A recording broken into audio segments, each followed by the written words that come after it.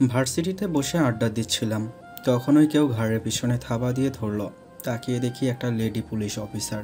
আমাকে বলল, রাস্তায় গুন্ডামি করে বেড়াস তাই না? আয় চল থানায়। তখনই আমার বন্ধু বান্ধবগুলো মেয়েটার দিকে তেড়ে আসতে লাগলো। তখনই ওদের হাতের ইশারা দিয়ে থামিয়ে দিলাম। পুরো ভার্সিটির স্টুডেন্ট তাকিয়ে আছে আমাদের দিকে। আমাকে একটা পুলিশ এভাবে ধরে আছে, সবাই অবাক হয়ে গেল। আমি তখন বললাম, আমার অপরাধটা কি জানতে পারি? আপনি এদেরকে রাস্তায় মেরেছেন নাকি? তাই ওনারা আমাকে রাস্তায় পেয়ে কমপ্লেইন করেছে। ছেলে দুইটা গাড়িতে বসে আছে, ভয়ে নিচে আসছে না। তাই আমি বললাম, কেন মেরেছি এটা বলেনি আপনাকে, নাকি আপনাকে ঘুষ দিয়ে নিয়ে এসেছে? এই মুখ সামলে কথা বলুন, নাহলে জিপ টেনে ছিঁড়ে ফেলবে একদম। ওকে, ওরা কি বলেছে, মানে আমি কি কারণে মেরেছি এটা বলেনি? যে কারণেই হোক না কেন আপনি মারবেন কেন? দেশে কি আইন নেই? আপনি কেন মারতে যাবেন? এখন চলুন থানায়। ওকে চলুন। আমার কথা শুনে আমার বন্ধুগুলো চমকে গেল। তখন রিয়াদ বলল, রাজ, কি বলিস? তুই থানায় যাবি মানে তোর মাথা ঠিক আছে? রাখ, আমি আঙ্কেলকে ফোন দিয়ে বলতেছি। ওই চুপ। আর আইনের ওপর কেউ নেই, আর আমি বিকেলে তোদের সাথে দেখা হবে বলেই সোজা গাড়িতে উঠে বসলাম। পুলিশ মেয়েটা আমার পাশে বসে আছে। পুলিশ মেয়েটা ড্রাইভ করতেছে, আমি পাশে বসে আছি। হঠাৎ মনে হলো মেয়েটার নামটা দেখা হলো না, তাই বুকে লাগানো নেম প্লেটে দেখে এক নামটা দেখে নিলাম, তিশা। তারপর চুপ করে বসে রইলাম। চলুন পরিচয় পর্বটা শেষ করে নেই। আমি রাজ সরকার, বাবা মায়ের একমাত্র ছেলে। আব্বু এই এলাকার মন্ত্রী, বাকিটা তো বুঝতেই পারছেন। আমার রাজনীতি ভালো লাগে না, তাই আমি বন্ধুবান্ধব নিয়ে দিনের পার করি আর টুকটাক লেখাপড়া করি। আব্বু চায় রাজনীতি করি, কিন্তু আমি না করে দিয়ে নিজের মতো করে বাঁচতেছি। শুধু ভার্সিটিতে না, পুরো শহরে সবাই আমাকে চেনে। আর এই মেয়ের সাহস কত আমার কলার ধরেছে। যাক, এসব বাদ দিয়ে চলুন গল্পে যাই। গাড়ি থেকে নামতেই পুলিশের সব স্টাফ হাঁ করে তাকিয়ে আছে। আমি চুপ করে গিয়ে একটা বসে রইলাম। তিশা ওই ছেলেগুলো থেকে জবাববন্দি নিতে লাগলো। হঠাৎ তিশা ছেলেগুলোকে জিজ্ঞেস করলো, আপনাদের কেন মেরেছে? ছেলেগুলো চুপ হয়ে গেল। কি বলবে বুঝতেছে না, তাই চুপ করে রইল। তখন আমি বললাম, আমি বলি ওদের কেন মেরেছি। আসলে আমি ভার্সিটিতে যাওয়ার সময় দেখি একটা মেয়ের সাথে খারাপ আচরণ করতেছে, তখন ওদের মেরেছি। তিশা কথাটা শুনে অবাক হয়ে গেল, কি বলবে বুঝতেছে না। ঠিক তখনই আব্বুর পিএ এসে আর কমিশনার এসে ঢুকেছে। আমাকে দেখে কমিশনার তিশাকে বলল, মিস তিশা, আপনার সাহস হয় কি করে মন্ত্রী সাহেবের ছেলেকে থানায় নিয়ে আসার? আপনার সাহস তো কম না। যদি ওপর থেকে প্রেশার আসে তাহলে আমি সাসপেন্ড করব বলে দিলাম। না বুঝে ধরে নিয়ে এসেছেন। কথাগুলো কমিশনার রাগী চোখে নিয়ে এক প্রকার চিল্লিয়েই বলল। তিশা মাথা নিচে করে দাঁড়িয়ে গেল। তিশা তখন বলল, সরি স্যার, ছেলেগুলো এসে কমপ্লেইন করেছে তাই গিয়েছিলাম। কথাটা বলেই মাথা নিচু করে দাঁড়িয়ে রইল। তাই আমি কমিশনার আঙ্কেলকে বললাম, আঙ্কেল আপনি একটু বাহিরে আসেন আমার সাথে। আসো বাবা। তারপর ওনাকে নিয়ে বাহিরে আসলাম। বাহিরে আসতেই আঙ্কেল বলল, বাবা, মেয়েটা ভুল করে ফেলেছে, তুমি কিছু মনে করো না। আসলে আজকে নতুন জয়েন করেছে এখানে, তাই না বুঝে ভুল করে ফেলেছে। সমস্যা নাই আঙ্কেল। আর তোমার বাবাকে একটু বুঝিয়ে বলে দিও যেন উনি আবার রাগ না করে থাকে। সমস্যা নাই, আমি ওই দিকটা সামলে নেব। আপনি মেয়েটাকে কিছু বলার দরকার নেই, ঠিক আছে? ওকে কিছু বলবো না। আমি গিয়ে আব্বুকে বলে দেব, আর আপনি এখান থেকে সব ভুলে যান। এটা নিয়ে মেয়েটাকে যেন একটা কথাও বলতে না শুনি। ওকে। তারপর আব্বুর পিএসকে নিয়ে বাসায় চলে আসলাম। বাসায় এসে আব্বুকে সব বুঝিয়ে বলে রুমে চলে গেলাম। খাওয়া দাওয়া করে দিলাম এক ঘুম। তাকিয়ে দেখি বিকেল শেষে হয়ে সন্ধ্যা নেমে এসেছে।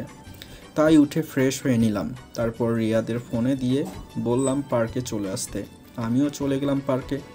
বসে আড্ডা দিতেছিলাম, তখন ওই রিয়াদ বলল, রাজ, হঠাৎ করে তোর কি এমন হলো যে তুই একটা পুলিশের সাথে থানায় চলে গেলি?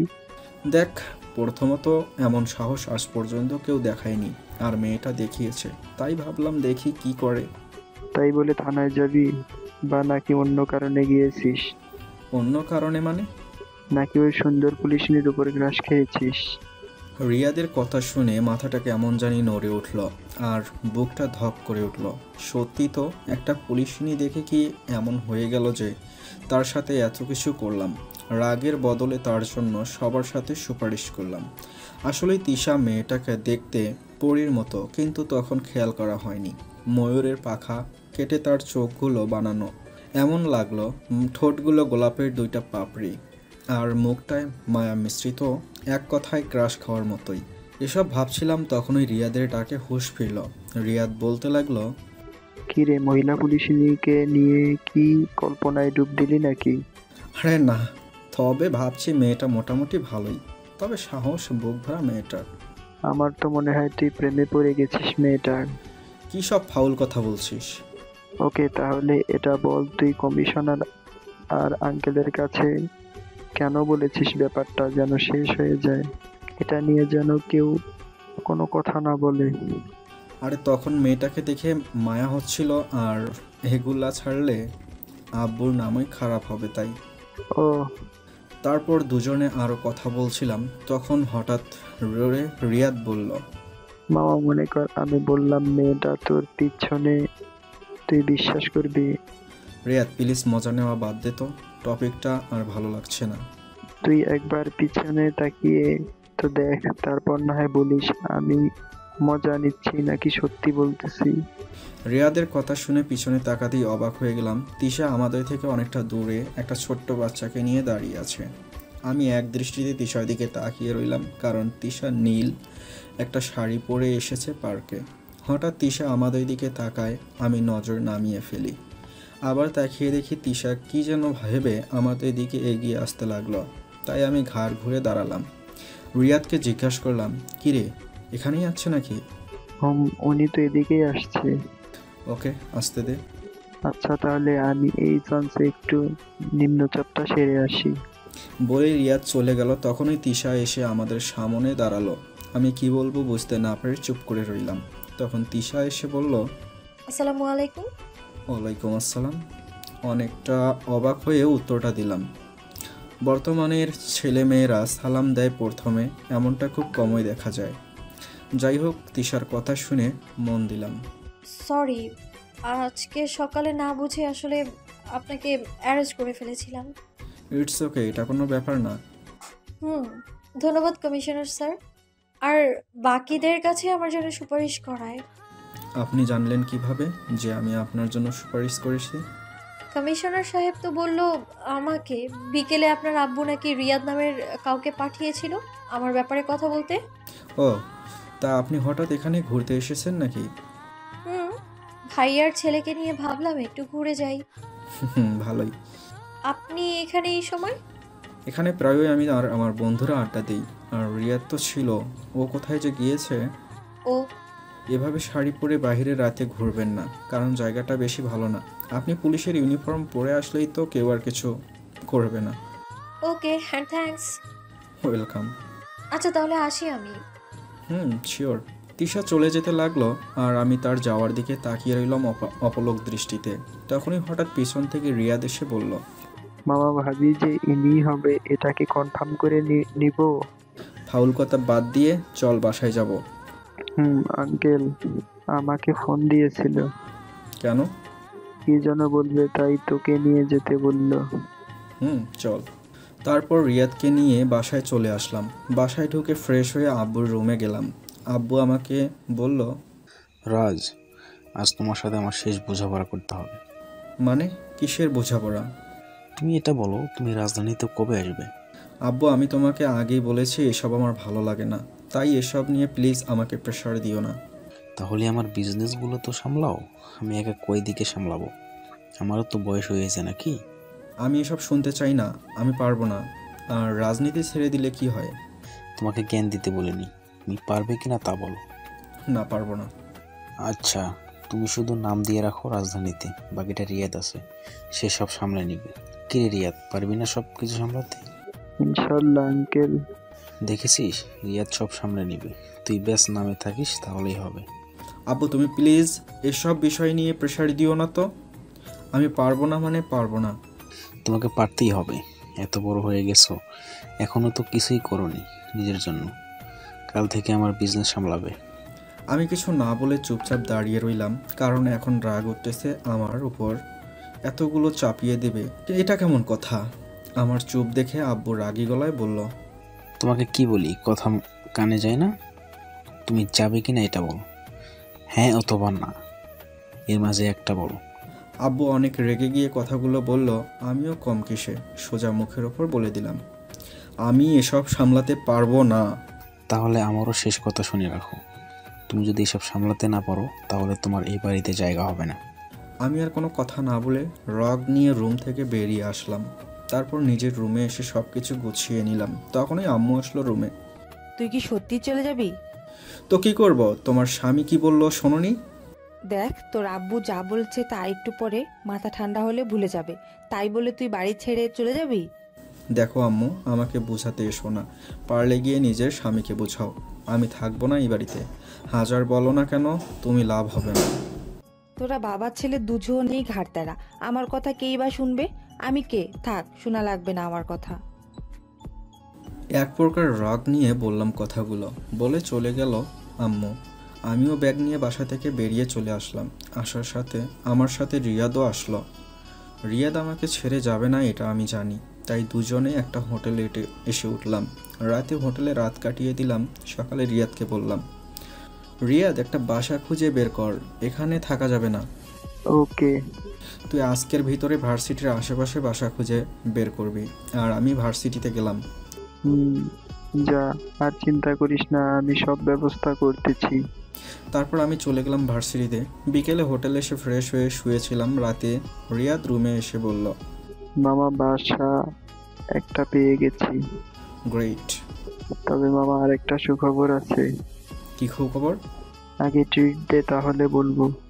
ওকে, চল খেয়ে আসি। তারপর ট্রিট দিয়ে খাবার খেয়ে রুমে এসে রিয়াদকে বললাম, এবার বল কি সুখবর? মামা এখন তো বলবো না, কাল সকালে নতুন বাসাতে গেলেই বুঝতে পারবি তোর জন্য কি সুখবর অপেক্ষা করতেছে। ওকে। তারপর রাতে ঘুমিয়ে গেলাম। সকালে আর ভার্সিটিতে না গিয়ে নিজের সব কিছু নিয়ে চলে গেলাম নতুন বাসায়। বাসাটা দোতলা, তবে অনেক বড় বাসা আর অনেক সুন্দর, তাই পছন্দ হয়েছে অনেক। আমরা দোতলায় থাকি, নিচের তলায় দুজন বয়স্ক লোককে দেখলাম দুপুরে। বিকেলে ছাদে গেলাম খোলা হাওয়া খাওয়ার জন্য। তখনই হঠাৎ করে পিছন থেকে কাঁধে হাত রাখলো কেউ। পিছনে ঘুরে তাকাতে আমি তো অবাক হয়ে গেলাম, কারণ আমার পিছনে এটা আর কেউ না, তিশা দাঁড়িয়ে আছে। তখন তিশা বলল, আরে আপনি এখানে? এখানে বাসা ভাড়া নিয়েছি আজকে। কিন্তু আপনি এখানে? আমরা তো নিচতলায় থাকি, তার মানে আপনি উপরতলায় এসেছেন? হুম। হঠাৎ বাসা ভাড়া নিয়েছেন কেন? এমনি আব্বুর সাথে একটু ঝগড়া হয়ে গিয়েছে, তাই চলে আসলাম। ও আচ্ছা।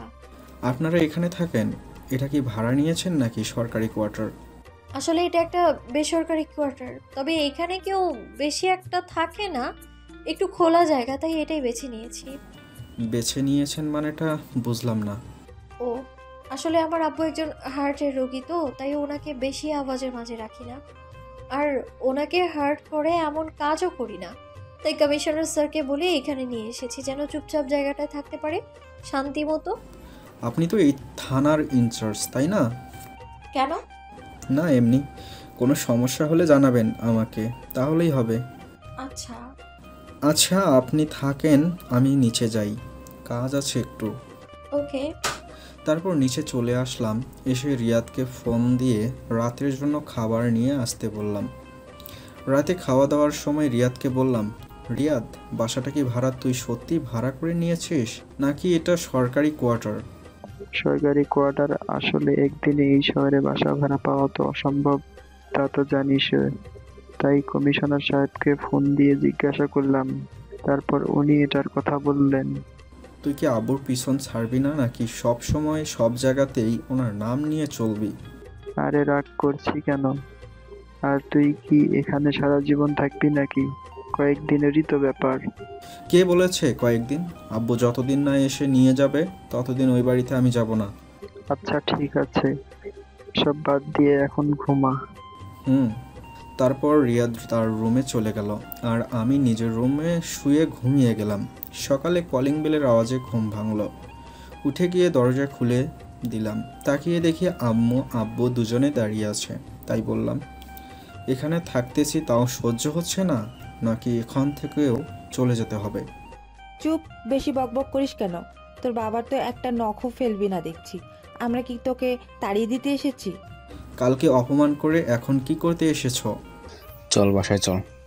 যেখানে আমার মান সম্মান বা নিজের মতামত বলতে কিছুই নেই, সেখানে আর যাই হোক আমি থাকতে যাব না।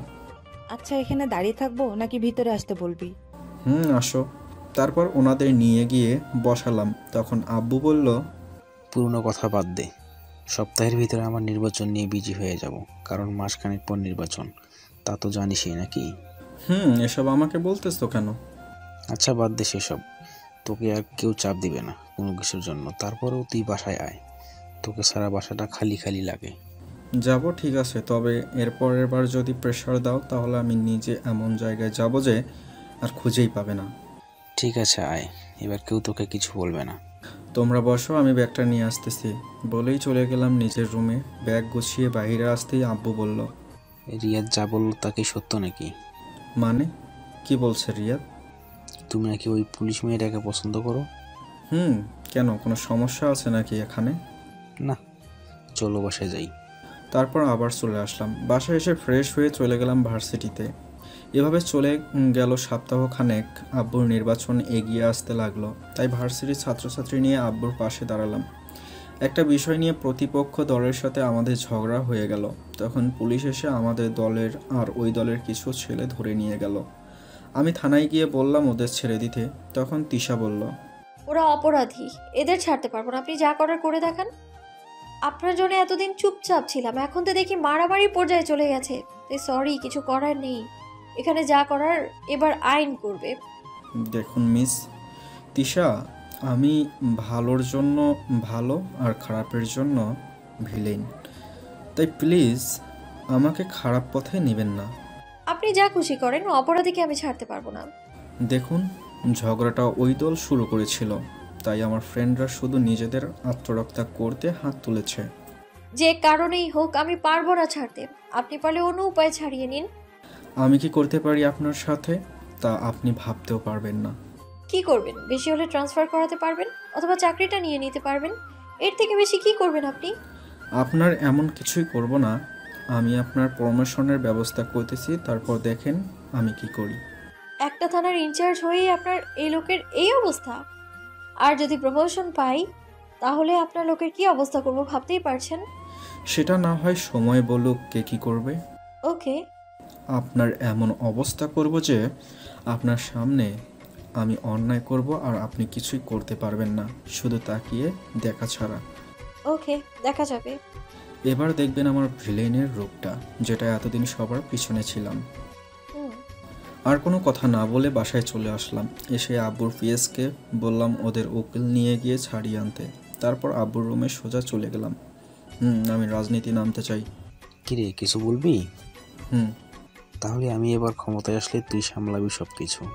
আমি ক্ষমতা সামলাবো না, পিছনে থাকবো, যেন কেউ জানতে না পারে আমি রাজনীতি করি। ওকে, তোর যা ইচ্ছা করিস। তারপর সোজা রুমে চলে গেলাম। আব্বুর ভোটে বিজয়ের হওয়ার আগ পর্যন্ত আমি চুপচাপ থাকবো ভাবতেছি, তবে তিশাকে কি করব এটা নিয়ে ভাবতেছি। হঠাৎ মাথায় একটা বুদ্ধি আসলো, এবার দেখবো তিশা তুমি আমার কি করো। ভোটের সময় আব্বুর পিছনে থেকে অনেক কাজ করেছি, তবে সেটার কোনো প্রমাণ রেখে আসিনি, তাই তিশাও কিছু করতে পারছে না। এবার আব্বুর বিপুল ভোটে বিজয়ী হয়েছে, তাই ঠিক করলাম এবার তিশাকে ঠিক করা লাগবে। যা ভাবা তাই করা। আব্বুর রুমে গিয়ে বসলাম। তখন আব্বু বলল, কিরে কিছু বলবি? বল কি বলবি? আমি আমাদের বাসার সিকিউরিটি চিফ একজনকে বানাতে চাই। কাকে বানাবি? আর এখন যে আছে সে আমাদের অনেক খাস লোক। তুমি আমার ওপর বিশ্বাস রাখো, এমন কাউকে আনবো না যে যে সে আমাদের সাথে বেইমানি করবে। ওকে, আমি বিজয়কে বলে দিচ্ছি, তোর কথাই যেন সব করে। ঠিক আছে, আমি এখন আসি। তারপর আব্বুর রুম থেকে বেরিয়ে চলে আসলাম। তারপর বিজয়ের সাথে সব কথা বলে বিকালে কমিশনার আঙ্কেলের অফিসে গেলাম। আঙ্কেল তখন ফোন দিল তিশাকে। আমি বসে রইলাম। 20 মিনিট পর তিশা কমিশনারের রুমে আসলো আমাকে দেখেই মুখটা কালো হয়ে গেল তিশার। আমি কিছু না বলে মুচকি একটা হাসি দিলাম। তারপর তিশা এসে বসলো। তখন কমিশনার বলল, তিশা, তোমার জন্য একটা খুশির সংবাদ আছে। কি সংবাদ স্যার? তোমার প্রমোশন হয়েছে, তুমি এখন থেকে মন্ত্রী সাহেবের সিকিউরিটি ইনচার্জ। মানে কি স্যার? এটা আবার কেমন কথা? আমার চাই না এমন প্রমোশন। সরি, এখানে আমার কোনো কিছু করার নেই, ওপর থেকে তোমাকে সিলেক্ট করা হয়েছে। কেন স্যার? আমি ছাড়া তো আরো অনেক ইনচার্জ আছে এই শহরে, তাদের থেকে একজনকে সিলেক্ট করে দিন, তাহলে তো হয়ে যায়।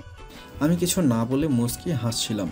তিশা আর চোখে দেখছিল কিন্তু কিছু বলতে পারছিল না। তখন কমিশনার বলল, সরি, আমি বলেছিলাম অন্যজনের কথা, কিন্তু তারা তোমার সাহসিকতা আর তোমার ইমানদারি দেখে তোমাকে সিলেক্ট করেছে। এমনকি মন্ত্রী সাহেব নিজেও তোমার কথা উপরে জানিয়েছে, তাই এখন আমার কিছু করার নেই। স্যার, আমি ট্রান্সফারের আবেদন করছি। আপনি আমাকে অন্য শহরে বদলি হয়ে যেতে চাই। ওকে, তুমি ট্রান্সফার লেটার দাও, আমি দেখি কি করা যায়। তবে ট্রান্সফার হওয়ার আগ পর্যন্ত ওইখানেই ডিউটি করো। রিপিট। বলেই তিশা চলে গেল। আমি তখন কমিশনারের সাথে কথা বলে চলে আসলাম। বাহিরে এসে দেখি তিশা এক কোনায় দাঁড়িয়ে আছে, তাই তিশার কাছে গেলাম। তিশাকে বললাম, কি মিস তিশা, বলেছিলাম না আপনার প্রমোশন করিয়ে দেওয়ার দায়িত্ব আমার। এখন দেখেন কেমন লাগে আপনার। ভালোই, তবে নিজের ঘরের দায়িত্বই আমাকে দিয়ে দিলেন। আমি চাইলে কি করতে পারি জানেন তো? আপনার কি মনে হয় আপনাদের ওপর ভরসা করে আপনার নিজেদের সেফ মনে করি? তাহলে এটা ভুল। আপনি আসেন, সব কিছু বুঝে যাবেন। সময় আসলে সবই হবে। সময়ের অপেক্ষায় বসে থাকেন আর কাল থেকে নিজের কাজে মন দিন। মনোযোগী তো হতেই হবে, শত হলেও মন্ত্রীর বাড়ির দায়িত্ব পড়েছে। আর এসব ট্রান্সফারের চিন্তা করে লাভ নাই। যতবার আপিল করবেন ট্রান্সফারে, ততবারই দেখবেন আপনার সিনিয়র সেটা ক্যান্সেল করে দেবে। পাওয়ার দেখাচ্ছেন? প্রথমে কে দেখিয়েছিল পাওয়ার, আমি না আপনি? তবে আপনি এমন জায়গায় এসে আটকেছেন যে আমার থেকে ছাড়া পেতে হলে নিজের চাকরি থেকে রিজাইন দিতে হবে, তাছাড়া আর কোনো উপায় নেই। ভয় দেখাচ্ছেন মনে হচ্ছে।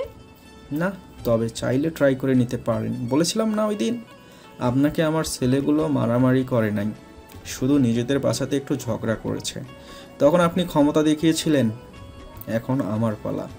সো ভালো থাকবেন, আসি এখন। বলেই তিশাকে আর কোনো কথা বলতে না দিয়ে চলে আসলাম। একটু আগে গিয়ে আবার ফিরে আসলাম।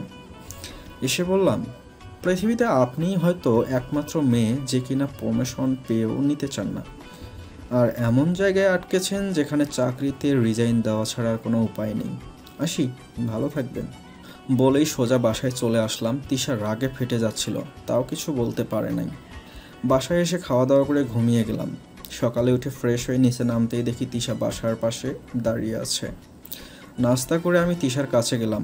আমাকে দেখেই চোখগুলো কালো করে ফেললো। তখন আমি বললাম, কি ম্যাডাম, এখন ফিলিংসটা কেমন? কোনো কাজ থাকলে বলুন, আজাইরা কথা বলার সময় নেই। বিকালে আপনার সাথে কিছু কাজ আছে, তাই প্লিজ 4টা বাজে থাকবেন বাসার পিছনের দিকটায়। বাসার পেছনে কেন? ওইখানে কি করবেন বলেন আমায়। ওইখানে গিয়ে আপনার সাথে প্রেম করব। কেন, আপনার কি কোনো সমস্যা আছে আমার সাথে প্রেম করতে? ফালতু কথা বাদ দিন। ঠিক আছে, আমি যাব, আপনি চিন্তা করবেন না। Good girl. তিশা মুখটা বাঁকা করে ভেঙচি কাটলো। আমি মুচকি হেসে চলে গেলাম ভার্সিটিতে। তারপর রিয়াদকে বললাম, রিয়াদ, ওই ছেলেগুলোকে ধরে নিয়ে আয় যারা নির্বাচনের আগে আমার ছেলেগুলোর উপর হামলা করেছিল। কেন মামা, এখন এসব ঘেটে লাভ কি? তোরে যা বলেছি তাই কর, তারপর দেখ কি করি। আর ওদের নিয়ে আয় আমাদের বাসার পিছনের গুদাম ঘরে আছে না, ওইখানে বেঁধে রাখবি। সবগুলোরে আনার দরকার নাই, শুধু 4-5টা বড় মাথাকে নিয়ে আয়। ওকে। বিকেলে ক্লাস শেষ করে বাসায় গিয়ে ফ্রেশ হয়ে গেলাম গুদাম ঘরে। গিয়ে ওদের পিলারের সাথে ধরলাম। তারপর রিয়াদকে বললাম, যা গিয়ে তোর ভাবিকে ডেকে নিয়ে আয়। ওকে। রিয়াদ চলে গেল।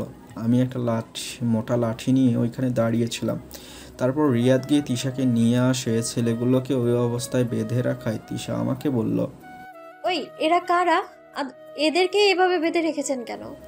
আরে আস্তে বেবি, এত উত্তেজিত হইও না। আমি বলছি এরা কারা আর কেন এভাবে বেঁধে রেখেছি।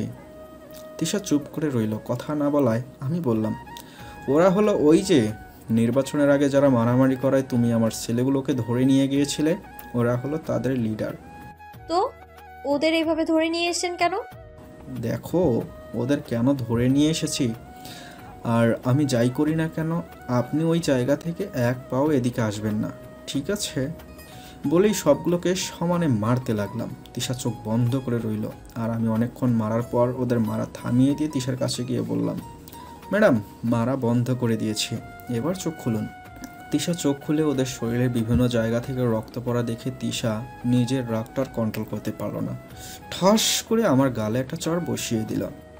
আমি কিছু না বলে মুচকি হেসে বললাম, তোমাকে আমি বলেছিলাম না যে তোমার সামনে অন্যায় করব, তুমি কিছু করতে পারবে না?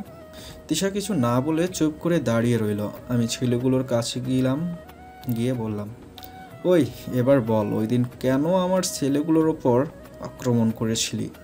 ভাই, আমাদের নেতা বলছিল তাই আক্রমণ করছিলাম। তোদের নেতা কেন বলেছিল আমাদের ছেলেগুলোকে মারতে?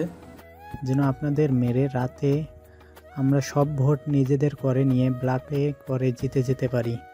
এবার তোদের ভাবিকে একটু বলতো কে আগে আক্রমণ করেছিল আর ওইখানে দোষটা কার? ম্যাডাম, বিশ্বাস করেন সব দোষ আমাদের, আর আমরাই প্রথম ওনাদের লোকের ওপর আক্রমণ করছিলাম, ওনাদের কোনো দোষ নেই। তারপর আমি তিশার কাছে গেলাম। এবার তিশাকে বললাম, কি ম্যাডাম এবার আপনি বলেন কি বলবেন? ওই দিন তো আমার কথা শোনেননি, এখন কি বলবেন বলেন? তিশা কিছু না বলে রাগে চোখে তাকিয়ে চলে গেল। আমি আবারও ওদের কাছে গেলাম। তারপর ওদের বললাম, শোন বলে দিস তোদের নেতাকে, এদিকে আবার চোখ বাড়ালে তারপর তোদের নেতাকেই খেয়ে ফেলবো। আর বলে দিস তার ছেলে এখন তার খুঁটি হয়ে গেছে, তাই নিচের দিকে নামিয়ে চলতে, না হলে কি হবে এটার ডেমো তো দেখিয়েই দিলাম। ওকে ভাই। আর বলিস এই ব্যাপারটা নিয়ে বেশি না লাফাতে, না হলে তোরা যা বলেছিস সব ভিডিও করেছি, তাই বলে দিস তাকে বেশি না লাফাতে। ওকে ভাই। রিয়া যা ওদের হসপিটালে ভর্তি করে দিয়ে আয়। হুম। তারপর আমি রুমে চলে আসলাম। ফ্রেশ হয়ে নিচে আসতেই আব্বু আমাকে দেখে বলল, পিছনে কাদের মেরেছো? ওই দিন আমাদের ছেলেগুলোর ওপর যারা আক্রমণ করেছিল তাদের আর একজনের ভুলটা ধরিয়ে দিয়েছি। কথাটা বলেই মাহির দিকে আর চোখে তাকালাম। তাকিয়ে দেখি মাহি আমার দিকে তাকিয়ে আছে। তখন আব্বু বলল, ওহ, এসব মারামারি কি দরকার? না মারলে ওরা সত্যিটা বলতো না, আর একজন রাগ নিয়ে বসে থাকতো, তাই মেরেছি। কথাটা বলে আবার তিশার দিকে তাকালাম। তিশা এখনও আমার দিকে তাকালো। আব্বু তখন হয়তো কিছুটা আন্দাজ করতে পেরেছ কেন এসব করেছি, তাই আব্বু বলল, ও এই কাহিনী, আচ্ছা তুমি দেখো আমি গেলাম। আব্বু বলেই চলে গেল। আমিও নিজের রুমে চলে গেলাম। পরের দিন সকালে ঘুম থেকে উঠতেই দেখি মাহি দাঁড়িয়ে আছে, তাই চাদর দিয়ে তাড়াতাড়ি নিজের শরীরটা ঢাকলাম। কি হলো, আপনি এখানে কেন? আপনার আব্বু আপনাকে ডাকতে বললো, তাই ডাকতে এসেছিলাম আমি। ও আপনি জাননি, একটু পরে আসতেছি। হুম। বলেই তিশা চলে গেল। আসলে আমার সারা গায়ে একটা শর্ট প্যান্ট ছাড়া আর কিছুই নেই, তাই ওই অবস্থায় এমন করছিলাম। উঠে ফ্রেশ হয়ে নিচে গেলাম নাস্তা করার জন্য। নাস্তার সময় হঠাৎ করে আব্বু বলল, এবার বিয়েটা করবে নাকি আরো সময় লাগবে?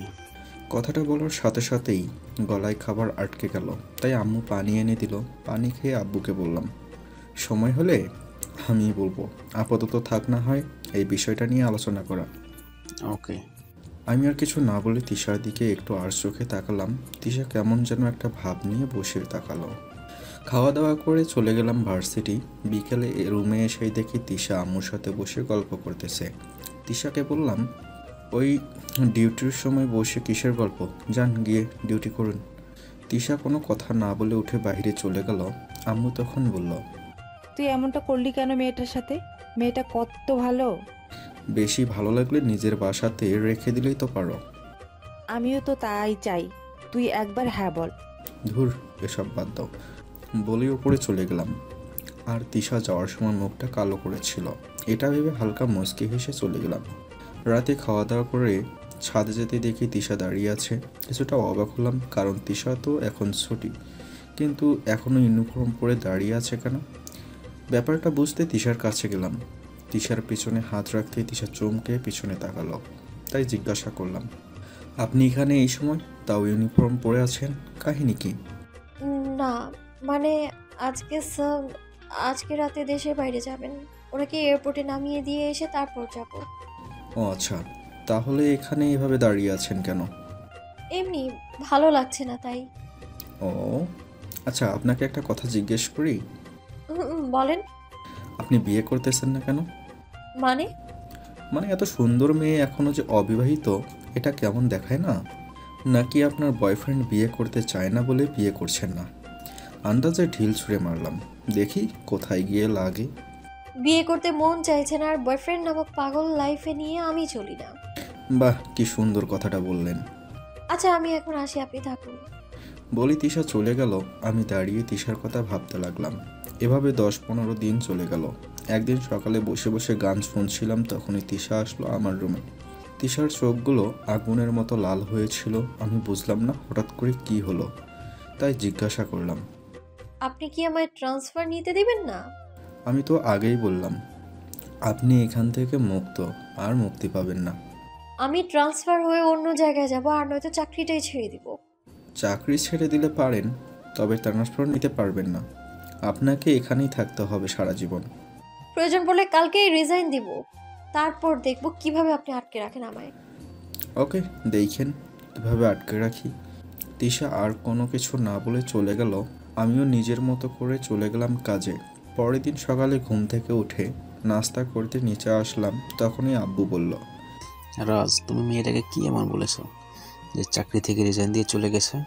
আমি কিছুক্ষণ অবাক হয়ে তাকিয়ে রইলাম, কারণ তিশা যে সত্যিই রিজাইন করে ফেলবে তা আমি নিজেও ভাবিনি। মেয়েটার রক সত্যিই অনেক খারাপ। তখন আব্বু বলল, কি হলো, কথা বলছো না কেন? আব্বু, তুমি কি চাও যে তোমার বাড়ির বউ পুলিশে চাকরি করুক? তাই প্রেশার দিয়ে রিজাইন করিয়ে দিলাম। আব্বু যা বোঝার হয়তো বুঝে গেছে। আম্মুর মুখেও হাসি ফুটে উঠেছে, তাই আমিও চুপ করে বসে রইলাম। নাস্তা শেষ করে চলে গেলাম ভার্সিটিতে। বিকালে বাসায় আসতে আব্বু বলল, রেডি হয়ে নিচে আসো, বৌমাকে দেখতে যাব। আজকেই যেতে হবে? কিছুদিন যাক, তারপর না হয় যাব। এই ব্যাপারে দেরি করাটা হয়তো ঠিক হবে না, তাই গিয়ে রেডি হয়ে আসো। আমি আর কিছু না বলে উপরে চলে গেলাম, কারণ আজকে সারাদিন তিশাকে না দেখে কেমন যেন লাগছে। মেয়েটার মায়া জড়িয়ে গিয়েছি আমি, কিন্তু এখন সময় এসেছে আবার ফাঁকিয়ে খাঁচায় বন্দি করার, না হলে পাখি যে কোনো সময় উড়াল দিবে। তাই ফ্রেশ হয়ে এসে আব্বু আম্মুকে নিয়ে চলে গেলাম তিশাদের বাসায়। বাসায় গিয়ে দেখি আঙ্কেল আন্টি বসে আছে। আমাকে আগে থেকেই চেনে, তাই পরিচয় করিয়ে দিলাম আব্বু আম্মুর সাথে। তারপর ওনারা কথা বলতে লাগলেন, কিন্তু তিশাকে দেখতে পাচ্ছি না। আমি তখন জিজ্ঞাসা করলাম আন্টিকে, আন্টি, তিশা কোথায়? তিশা তো মনে হচ্ছে ঘুমাচ্ছে। দাঁড়াও, আমি আসতে বলছি। সমস্যা নেই, আপনারা কথা বলুন, আমি গিয়ে ডেকে আনছি। ওকে বাবা। ওনারা বিয়ের কথা বলুক, আমি গিয়ে ম্যাডামকে ডেকে নিয়ে আসি। তাই সোজা চলে গেলাম তিশার রুমে। গিয়ে দেখি তিশা ঘুমাচ্ছে, তাই আস্তে করে তিশাকে ডাক দিলাম। তিশা চোখ খুলে আমাকে দেখেই লাফিয়ে উঠল। আপনি এখানে কি করছেন? তোমাকে কিডন্যাপ করতে এসেছি। ওই ছেলেগুলোর মতো তোমাকেও নিয়ে যাব আজকে কিডন্যাপ করে। কথাটা শুনে তিশার গলার পানি শুকিয়ে গেল। কি বলবে কিছুই বুঝতে পারছে না। তখন আমি আবার বললাম, কি ভাবছো, চিৎকার করবে? তাহলে শুনে রাখো, প্রথমত এখানে চিৎকার করলে কেউ বাঁচাতে আসবে না। আর একটা কথাও যদি চিৎকার করো, তাহলে বাইরে আমার ছেলেরা তোমার বাবা মায়ের গলা কেটে ফেলবে। কিছুটা রগী ভাব নিয়ে বললাম। এটা শুনে তিশার সব পানি শুকিয়ে গেছে। কি করবে সে বুঝে পাচ্ছে না। তিশার থেকে তার মোবাইলটা নিয়ে নিলাম আর বললাম, একদম চুপচাপ এখানে এসে দাঁড়িয়ে থাকো, কোনো কথা না। চালাকি করতে চাইলে কি হবে তা তো জানোই। তারপর তিশার আলমারি থেকে একটা নীল শাড়ি আর বাকি সব কিছু দিয়ে তিশাকে বললাম, সময় মাত্র 5 মিনিট, এগুলো নিয়ে ওয়াশরুমে যাও, এগুলো পরে বেরিয়ে আসো। 1 মিনিট যদি দেরি করেছো, তাহলে বাইরে এসে আর বাবা মায়ের মুখ দেখার ইচ্ছা ছেড়ে দিও। বলেই তিশাকে নিয়ে ওয়াশরুমে ঢুকিয়ে দিলাম। তারপর 10 মিনিট পর তিশা বাহিরে আসলো। তিশাকে নীল শাড়িতে দেখে আমার মাথায় ঘুরে গেল। মেয়েটাকে একদম পরি হয়ে গেছে শাড়িটা পরে। যাক, এসব বাদ দিয়ে তিশাকে একটু ভাব নিয়ে বললাম, একটু সিম্পল মেকআপ করে নাও, কারণ আবার কবে না কবে এসব করতে পারো আল্লাহই জানে। তারপরে তিশা হালকা মেকআপ করে নিল, তবে তিশার চোখের কোণে হালকা পানি জমে আছে দেখলাম। হয়তো ভাবতে পারিনি এমনটা করব আমি তিশার সাথে, কিন্তু সে কথা মতো সবগুলোই করলো। আমি ছোট্ট একটা ট্রিপ নিয়ে লাগিয়ে দিলাম কপালে। মনে হচ্ছে এখনই কাজী ডেকে এনে বিয়েটা করে ফেলি। একটা পরী লাগতেছে তিশাকে, আর শাড়িতে এত সুন্দর লাগে জানলে আগে থেকে রুলস করে দিতাম বাসায় ডিউটি করতে হলে শাড়ি পরে আসতে হবে। যাক, এবার তিশাকে তার ফোনটা দিয়ে তিশাকে নিয়ে বাইরে আসলাম। তিশার পাগুলো কাঁপতেছিল, তারপরও চলতে লাগলো। তিশা আব্বু আম্মুকে ওনাদের সাথে কথা বলতে দেখে তিশা কেমন করে যেন আমার দিকে তাকালো। তিশার আম্মুর পাশে বসিয়ে দিলাম, তারপর রিয়াদের দিকে তাকাতে ইশারা করলো, এদিকে সবাই রাজি। তারপর আম্মু হঠাৎ জিজ্ঞেস করলো, মা তুমি কি আমার ছেলের বউ হবে? তিশা মাথা তুলে আমার দিকে তাকালো। আমি সুযোগ বসে চোখ টিপ দিলাম। তিশা রাগে গজগজ করতে লাগলো, তারপর রাজি চোখে তাকিয়ে মাথা নেড়ে হ্যাঁ বলে দিল। আমি অবাক হয়ে গেলাম, কারণ তিশা এত সহজে রাজি হয়ে যাবে আমি ভাবতেও পারিনি।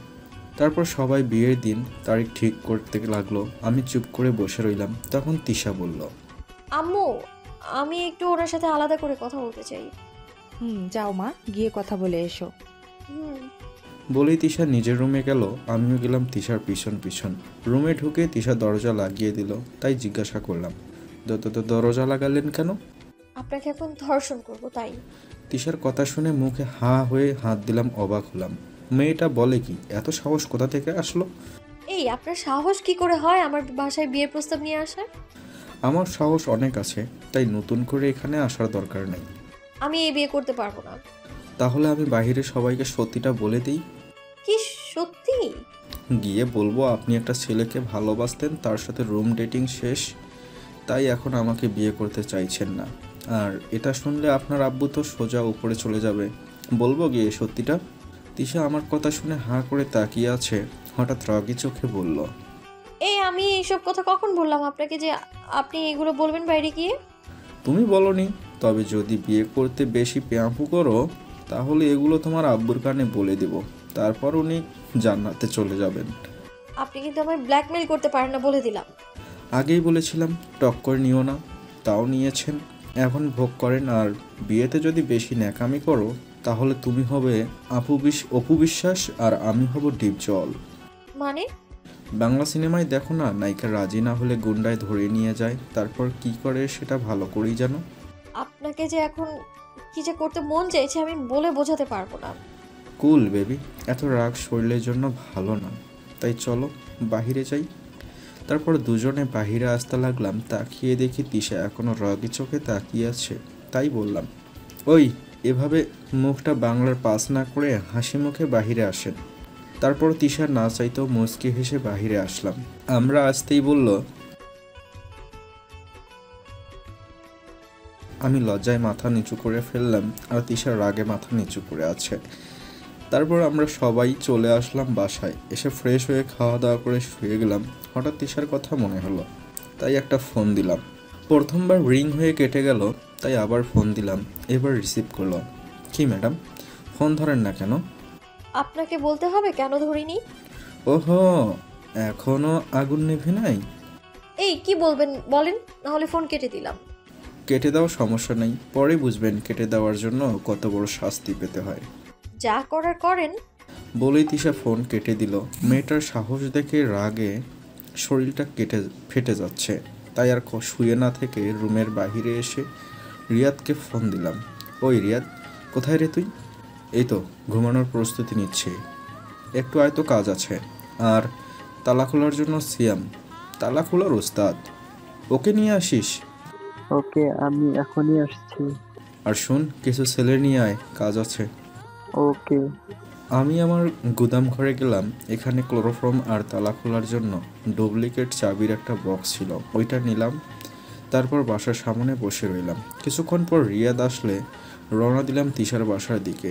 তখন রিয়াদ জিজ্ঞাসা করলো, কি হয়েছে রাজ? তিশাকে কিডন্যাপ করব। কি? ভাবিকে কেন কিডন্যাপ করতে যাবি? তুই জানিস তিশাকে একটু আগে কল দিয়েছিলাম। রিয়াদকে সব কিছু খুলে বললাম।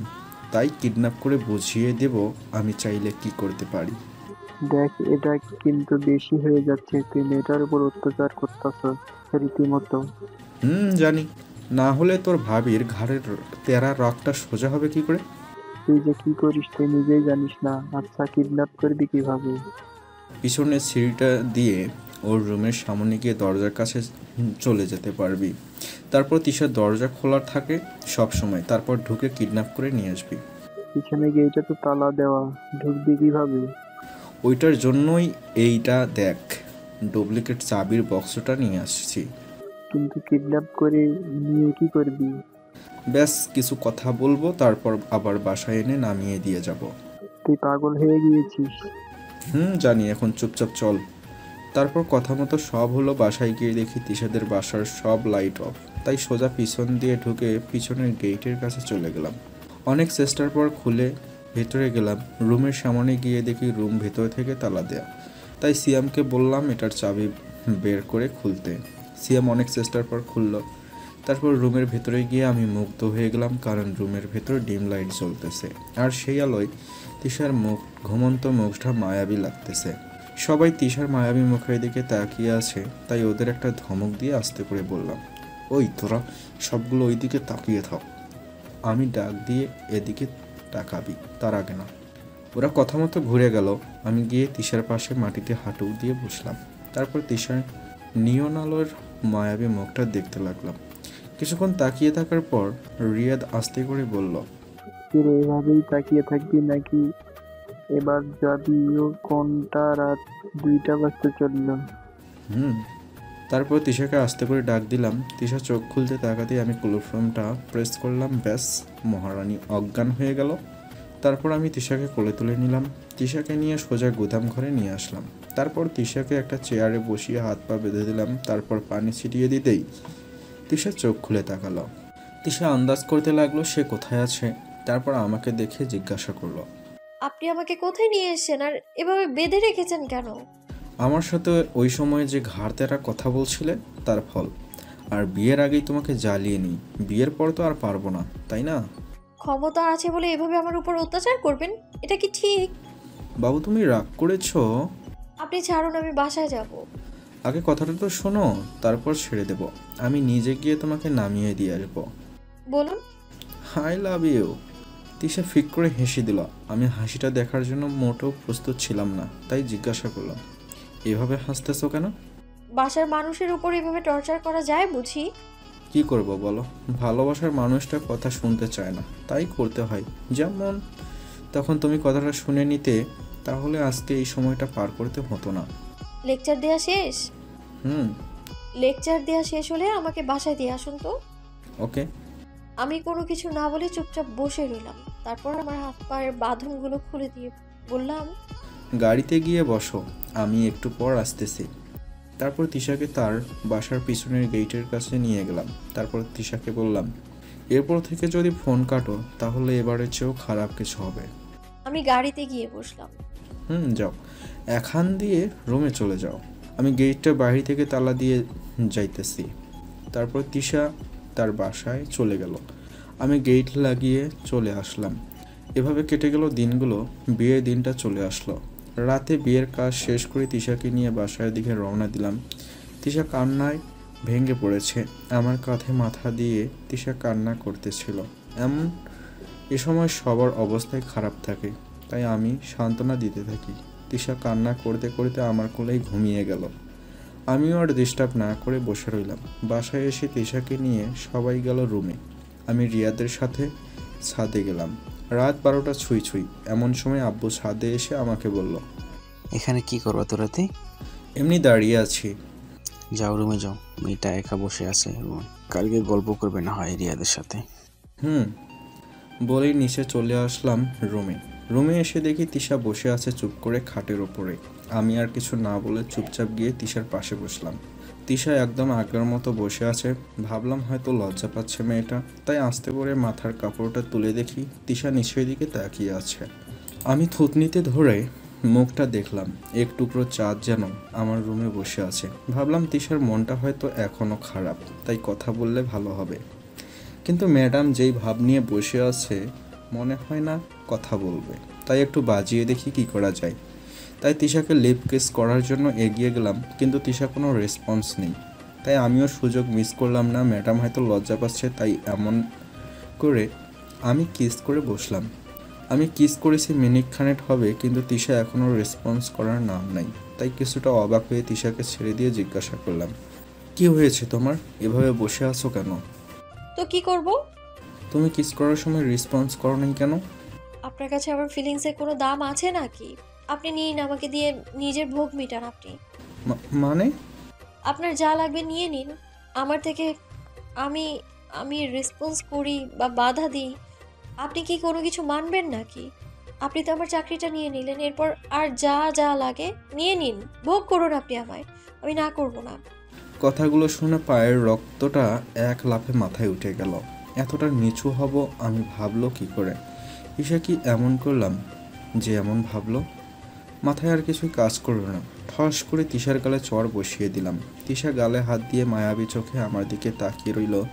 তখন তিশাকে বললাম, হয়তো আমি খারাপ হতে পারি, তবে এতটাও খারাপ না যে যতটা তুমি ভাবছো। যাক, অনেক রাত হয়ে গেছে, ঘুমাও। বলেই একটা বালিশ আর চাদর নিয়ে চলে গেলাম সোফায়। আর কোনো কথা না বলে শুয়ে গেলাম। রাগে মাথা ব্যথা করতেছে, তাও চুপ করে আছি। আর তিশাকে কি বলবো? তিশার সাথে এই কয়েকদিন অনেক কিছু হয়েছে, তাই খারাপ ভাবতে পারে, তবে এতটা নিচু ভাবতে এটা কল্পনাও করিনি। এসব ভাবতে ভাবতে কখন যে ঘুমিয়েছি তাও নিজেও জানি না। সকালে তিশার ডাকে ঘুম ভাঙলো। চোখ খুলে তাকিয়ে দেখি জানালা দিয়ে রোদ রুমে এসে পড়ছে। তখন তিশা বলল, অনেক বেলা হয়েছে, উঠুন এবার। চোখ কষলে তাকিয়ে দেখিস তিশা চায়ের কাপ হাতে নিয়ে দাঁড়িয়ে আছে। তখন রাতের কথাগুলো মনে পড়ে গেল, তাই কিছু না বলেই ফ্রেশ হতে চলে গেলাম। তিশা কিছু না বলে অবাক হয়ে দাঁড়িয়ে রইল আমার যাওয়ার দিকে। ফ্রেশ হয়ে চলে সোজা নিচে চলে গেলাম। নিচে এসে নাস্তা করে রেডি হয়ে বাসায় কিছু না বলে চলে গেলাম ভার্সিটিতে। রিয়াদ আমাকে দেখেই বলল, কিরে তুই আজকে ভার্সিটিতে? কেন আসতে পারবি না? বিয়ের পরের দিন ভার্সিটিতে, এটা কেমন দেখায় না? বেশি বক বক না করে আয়, ওইদিকে যাই, ভালো লাগছে না। তারপর রিয়াদকে নিয়ে নীরব একটা জায়গায় বসলাম। তারপর রিয়াদকে সব খুলে বললাম। 10টার দিকে আব্বু ফোন দিল, তাই আমি রিসিভ করে আব্বু বলল, কালকে তোমার বিয়ে হয়েছে আর আজকে সকালে উঠে কোথায় চলে গেল? তাড়াতাড়ি বাসায় এসো। একটু কাজে এসেছি, আস্তে আস্তে সন্ধ্যা হবে হয়তো, তাই প্লিজ এই সময়টা ফোন দিয়ে ডিস্টার্ব করো না। বলেই ফোনটা কেটে দিলাম। তারপর ফোন বন্ধ করে রাখলাম। আমি ফোন কেটে দেওয়ায় রিয়াদ কল দিল।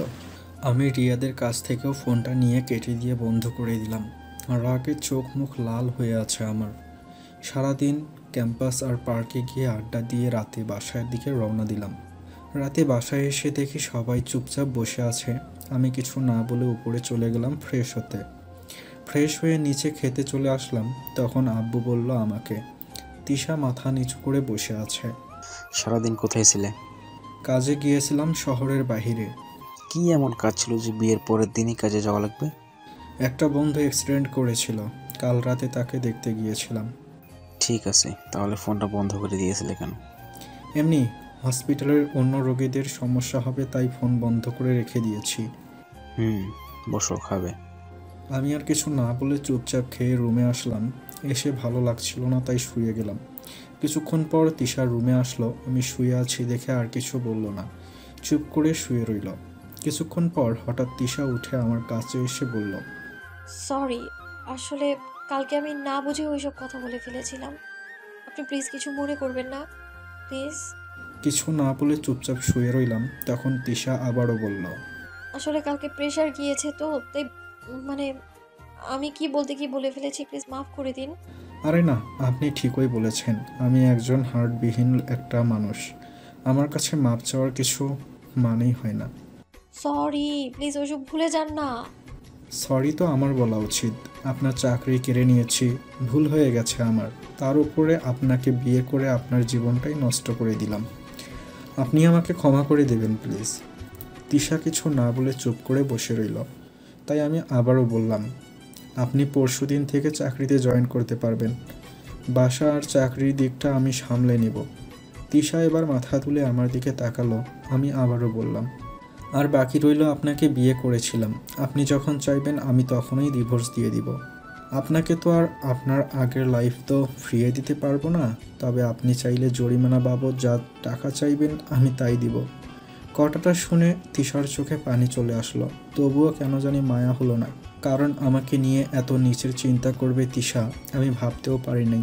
তাই বললাম, আপনি যা চাইবেন তাই পাবেন, আর পারলে আমাকে মাফ করে দিবেন প্লিজ। তিশা আর কিছু না বলে খাটে চলে গেল।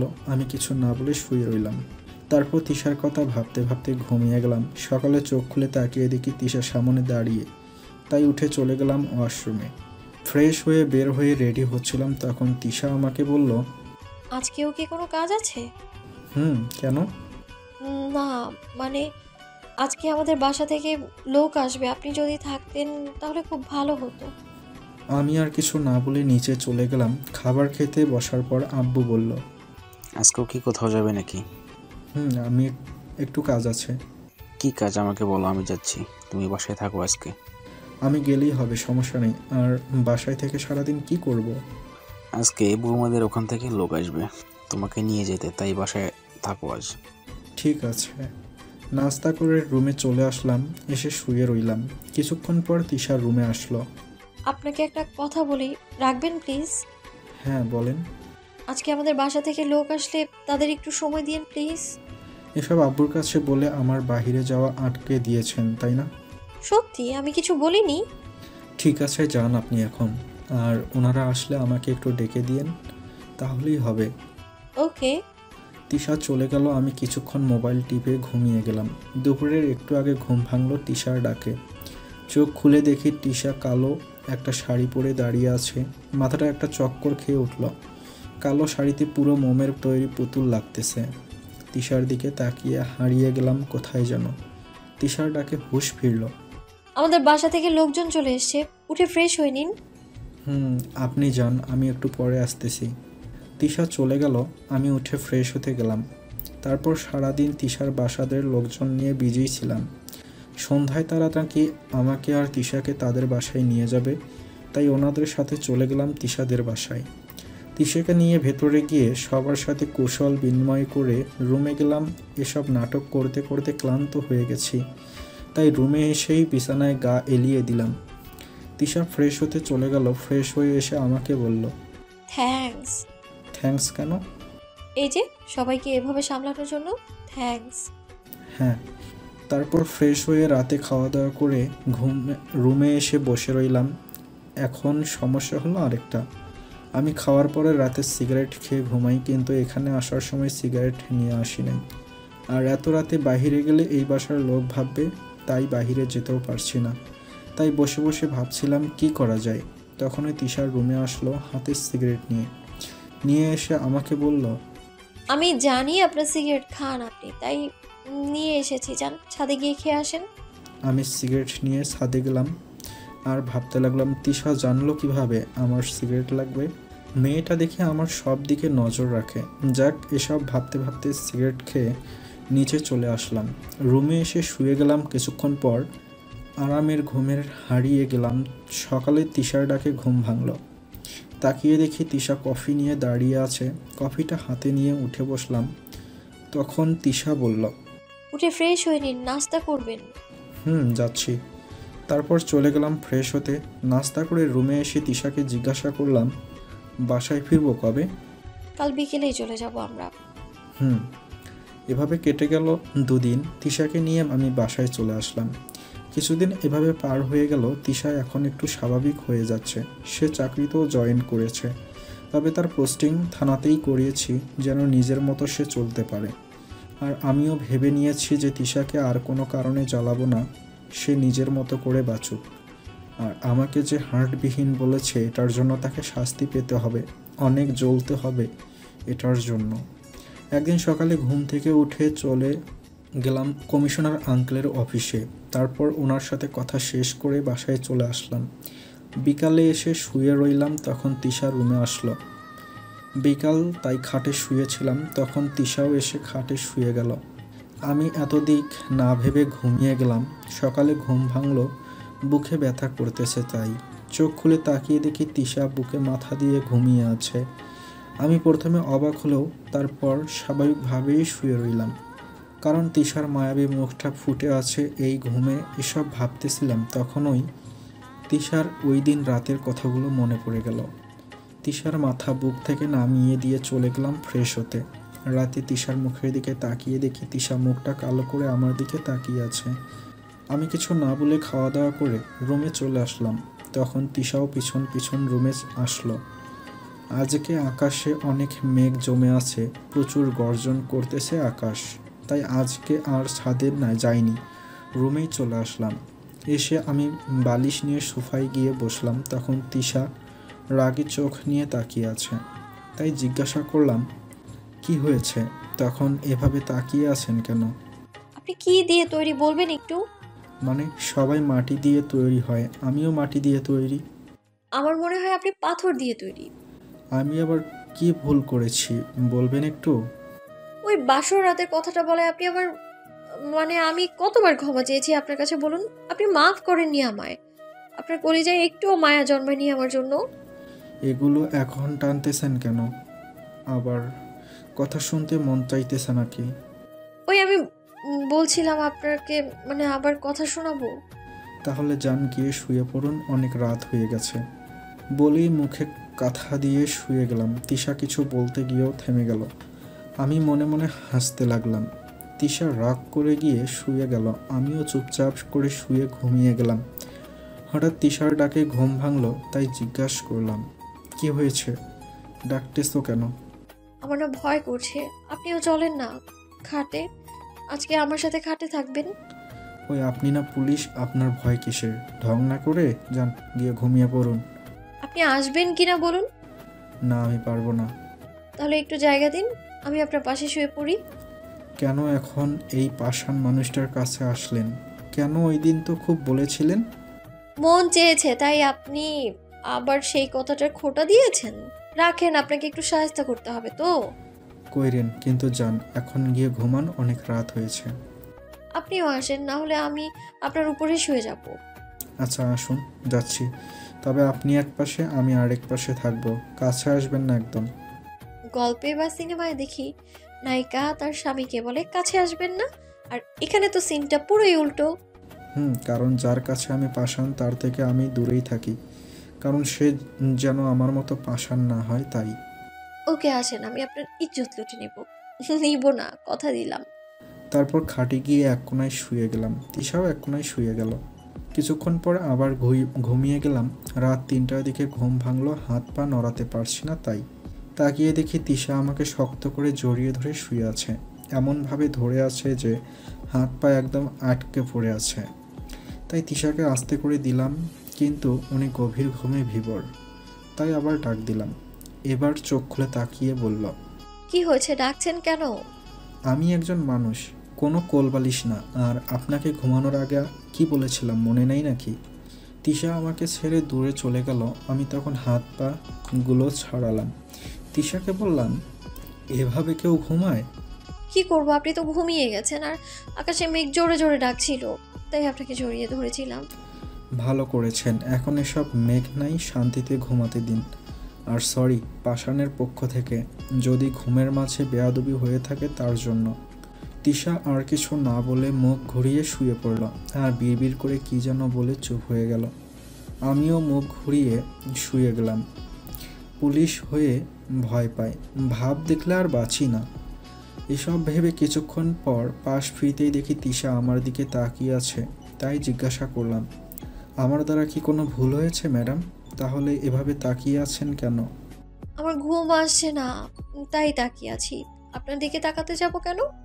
ও সরি ম্যাডাম, বলেই আবার পাশ ঘুরিয়ে শুয়ে পড়লাম। তিশা রাগে জোরে জোরে নিঃশ্বাস ফেলছে, যা আমি স্পষ্ট শুনতে পাচ্ছি। এবার দেখো সুন্দরী, তোমাকে আমি কেমন জ্বালাতন করি। আমাকে পাষাণ বলার শাস্তি হাড়ে হাড়ে টের পাবে। এসব ভাবতে ভাবতে দিলাম ঘুমের রাজ্যে পাড়ি। সকালে ঘুম ভাঙলো বুকের ব্যথায়। তাকিয়ে দেখি তিশা আমার বুকে মাথা রেখে ঘুমিয়ে আছে। এই মেয়েটাকে নিয়ে আর পারি না, সারা রাত জ্বালিয়েছে, এখন আবার শুরু করেছে। মেয়েটার ঘুমানোর কোনো ঠিক নাই। তিশাকে বুক থেকে নামিয়ে আমি চলে গেলাম ফ্রেশ হতে। ফ্রেশ হয়ে বাইরে আসতেই দেখি তিশা রাগে মুখ নিয়ে তাকিয়ে আছে। ভাবতেছি এখন আবার কি হলো, এভাবে তাকিয়ে আছে কেন? আমি রেডি হচ্ছি আর সে একভাবেই তাকিয়ে আছে। তাই জিজ্ঞাসা করেই ফেললাম, ম্যাডাম আমার দ্বারা কি কোনো ভুল হয়েছে? এভাবে তাকিয়ে আছেন কেন? আপনার মতো পাগল দ্বারা সব সময় ভুল হয়ে থাকে, এটা আবার নতুন কি? মানে? আপনি আমার ঘুমটা ভাঙালেন কেন, আগে এটা বলেন। আমি উঠবো তাই আপনার ঘুম ভাঙাতে হয়েছে, তার জন্য দুঃখিত। আমার কাঁচা ঘুমটা ভেঙে গেছে, এখন সরি বলছেন আবার? আর আমাকে ম্যাডাম বলেন কেন? আসলে আমি পাষাণ মানুষ তো, তাই ভাবলাম আপনাদের মতো ভালো মানুষদের সম্মান দিয়ে কথা বলি। থাক, নতুন করে আর ঢং করতে হবে না। আমাকে নাম ধরে ডাকবেন, তাতেই আমি খুশি। নাটক কি আমি শুরু করেছি? না আপনি, এটা আগে বলেন। এখন আবার কি করলাম আমি?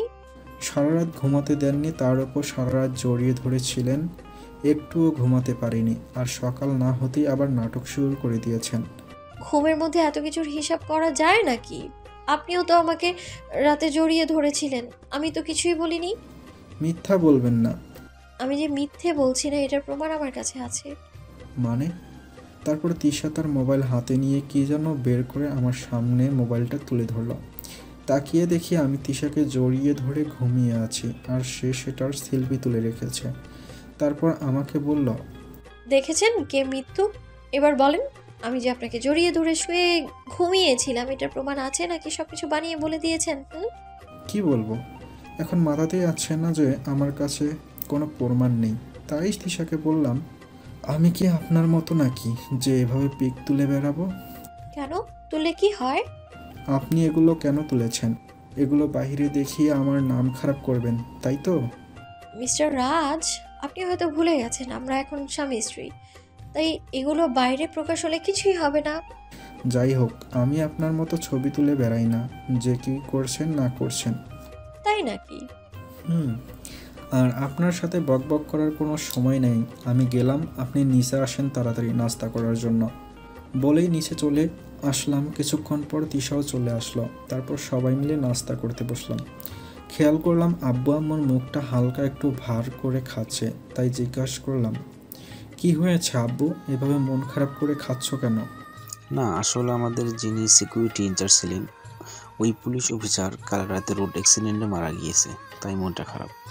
ও, আপনি কি যাবেন জানা যায়? মনে হয় না পারবো, তবে তুমি গিয়ে ওই দিকটা সামলে নিও। ওকে, তো এখন সিকিউরিটি ইনচার্জ কে হয়েছে? একজন লেডি পুলিশ অফিসার এসেছে তার জায়গায়, বাইরে হয়তো বসে আছে, যাওয়ার সময় তার সাথে পরিচয় হয়ে যাস। ঠিক আছে। তো মেয়েটাকে কেমন চেনা চেনা লাগলো, কোথায় যেন দেখেছি মনে হয়, নতুন তাই কিছু জিজ্ঞেস করিনি। ও ঠিক আছে, আমি দেখছি। তারপর খাওয়া দাওয়া করে বাইরে গিয়ে দেখি একটা মেয়ে দূরে দাঁড়িয়ে সবাইকে তার কাজ বুঝিয়ে দিচ্ছে, তাই ওনার কাছে গেলাম। কাছে গিয়ে মেয়েটাকে ডাক দিয়ে আমি অবাক হয়ে গেলাম, কারণ এটা আমার ফ্রেন্ড নিথি। তাই বললাম, ওই নিথি, তুই এখানে? আজ থেকে তোদের বাসার সিকিউরিটি ইনচার্জ। সেই কলেজ লাইফে ছেড়ে গিয়েছিলি আমাদের, আর এখন ইউনিফর্মে দেখছি তোকে। এতদিন পুলিশে ছিলাম, কিছুদিন হলো এই শহরে ট্রান্সফার হয়ে এসেছি। আর এর মাঝে কাল রাতে নাকি এখানে ইনচার্জ মারা যায়, তাই আমাকে পাঠানো হয় ইনচার্জ বানিয়ে।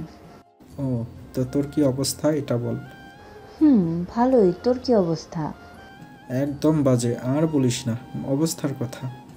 কেন, কি হয়েছে আবার? শুনলাম বিয়ে করেছিস, তাহলে আবার কি সমস্যা হলো? অনেক ঘটনা, এখন বলার সময় নেই। তোর সাথে বিকালে কথা বলবো, এখন যেতে হবে আমাকে। ওকে।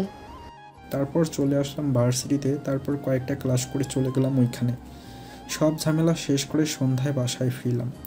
বাসায় এসে ফ্রেশ হয়ে রুমে এসে বসলাম। তারপর তিশা হাতে কফি নিয়ে আমার সামনে আসলো আর বলল, সারাদিন আপনার ফোন বন্ধ ছিল কেন? বিয়ে করতে গিয়েছিলাম তাই। ও, তা মেয়েটা কেমন দেখতে? আমার থেকে সুন্দর নাকি কালো? এত সব জানি না, তবে সেই মেয়েটাকে মানুষকে আর যাই হোক পাষাণ বা হার্টবিহীন ভাবে না। এই আপনাকে শেষবারের মতো বলছি, আর কোনোদিন যদি ওই কথাটার খোটা বা খোঁচা দিয়েছেন তবে আমি আপনাকে গলা টিপে মেরে ফেলবো, তারপর জেলে যাব।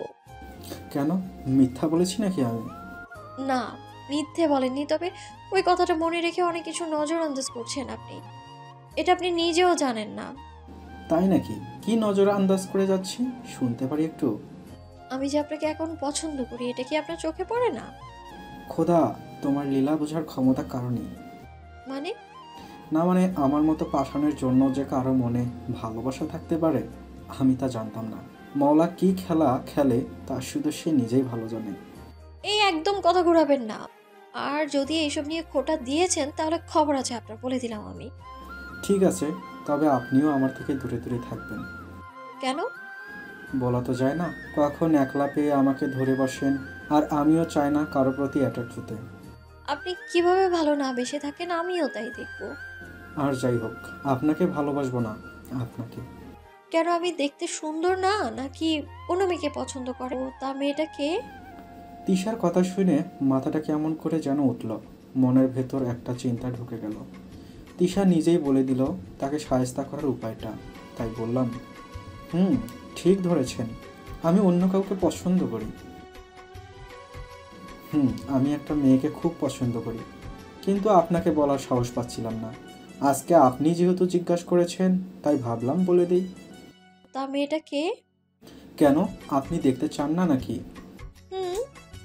আচ্ছা, আমি 3-4 দিনের মাঝে আপনার সাথে দেখা করিয়ে দেব। ঠিক আছে। বলেই তিশা চলে গেল, কিন্তু আমি পড়ে গেলাম টেনশনে। কোথায় থেকে মেয়ে পাবো যে তিশার সাথে দেখা করাবো? ছাড়ার এখন মেয়ে কোথায় পাই যে দেখা করাবো? যাই হোক, এসব নিয়ে পরে ভেবে দেখব। এসব ভাবতে ভাবতে নিচে গিয়ে খাওয়া দাওয়া শেষ করে ছাদে চলে গেলাম। সিগারেট টানতে টানতে তিশার কথাগুলো ভাবতে লাগলাম। মেয়েটা কি সত্যি ভালোবাসে নাকি এমনি মজা করছে? তিশাকে আমিও ভালোবাসি, তবে এত তাড়াতাড়ি সব কিছু ঠিক হয়ে গেল কিভাবে? আর তাছাড়া তিশা কিছু শাস্তি এখনও পাওনা আছে। এত সহজে মাফ করে দিলে ভবিষ্যতে এই মেয়ে আমাকে জ্বালিয়ে খাবে, তাকে তার শাস্তি পেতেই হবে। এসব ভাবতে ভাবতে সিগারেট শেষ করে রুমে চলে আসলাম। রুমে এসে বসে আছি, তখন ওই তিশার রুমে আসলো। এসেই আমাকে বলল, আপনি কি কাউকে ভালোবাসেন নাকি আমাকে রাগানোর জন্য বলছেন কথাটা? আপনার কি মনে হয়? আপনি মজা করছেন আমার সাথে, তাই না? ম্যাডাম, আপনার সাথে মজা করার সাহস আমার নাই, তাই যা বলেছি সব সত্য। তিশা আর কিছু না বলে গিয়ে শুয়ে পড়ল। আমিও মনে মনে হেসে উড়িয়ে দিলাম। সকালে উঠে দেখি তিশা এখনও ঘুমাচ্ছে, তাই আমি চলে গেলাম ফ্রেশ হতে। এসে রেডি হচ্ছিলাম, তখনই নজর পড়ল তিশার দিকে। মেয়েটা এলোমেলো হয়ে ঘুমাচ্ছে, আর তাই তিশা খাটের একদম এক কোণায় চলে গেছে। আরেকবার নড়লেই নিচে পড়ে যাবে, পড়ে গেলে তিশা ব্যথা পাবে। তাই খাটের পাশে গিয়ে তিশাকে ওইখান থেকে সরিয়ে মাঝখানে আনতে যাব, ঠিক তখনই তিশা সজাগ হয়ে যায়। আমি কিছুটা ঘাবড়ে যাই তিশার এভাবে সজাগ হয়ে যাওয়াই। তখন তিশা বলে উঠল, আপনি আমার কাছে এসে কি করছেন আপনি? আমি সরে আসলাম তিশার ওপর থেকে। তারপর তিশাকে বললাম, কিছু না, আমি তো আপনাকে হেল্প করতে গেছিলাম। ঘুমের মানুষকে কি হেল্প করবেন আপনি? নাকি আমি ঘুমিয়েছিলাম সেই সুযোগে কিস করতে এসেছিলেন? কোনটা? হ্যাঁ, নাউজুবিল্লাহ। থাক, এখন আর নাটক করতে হবে না। কিস লাগলে আমাকে বলবেন, আমিই দিয়ে দিব। লুকিয়ে কিস করার কি আছে?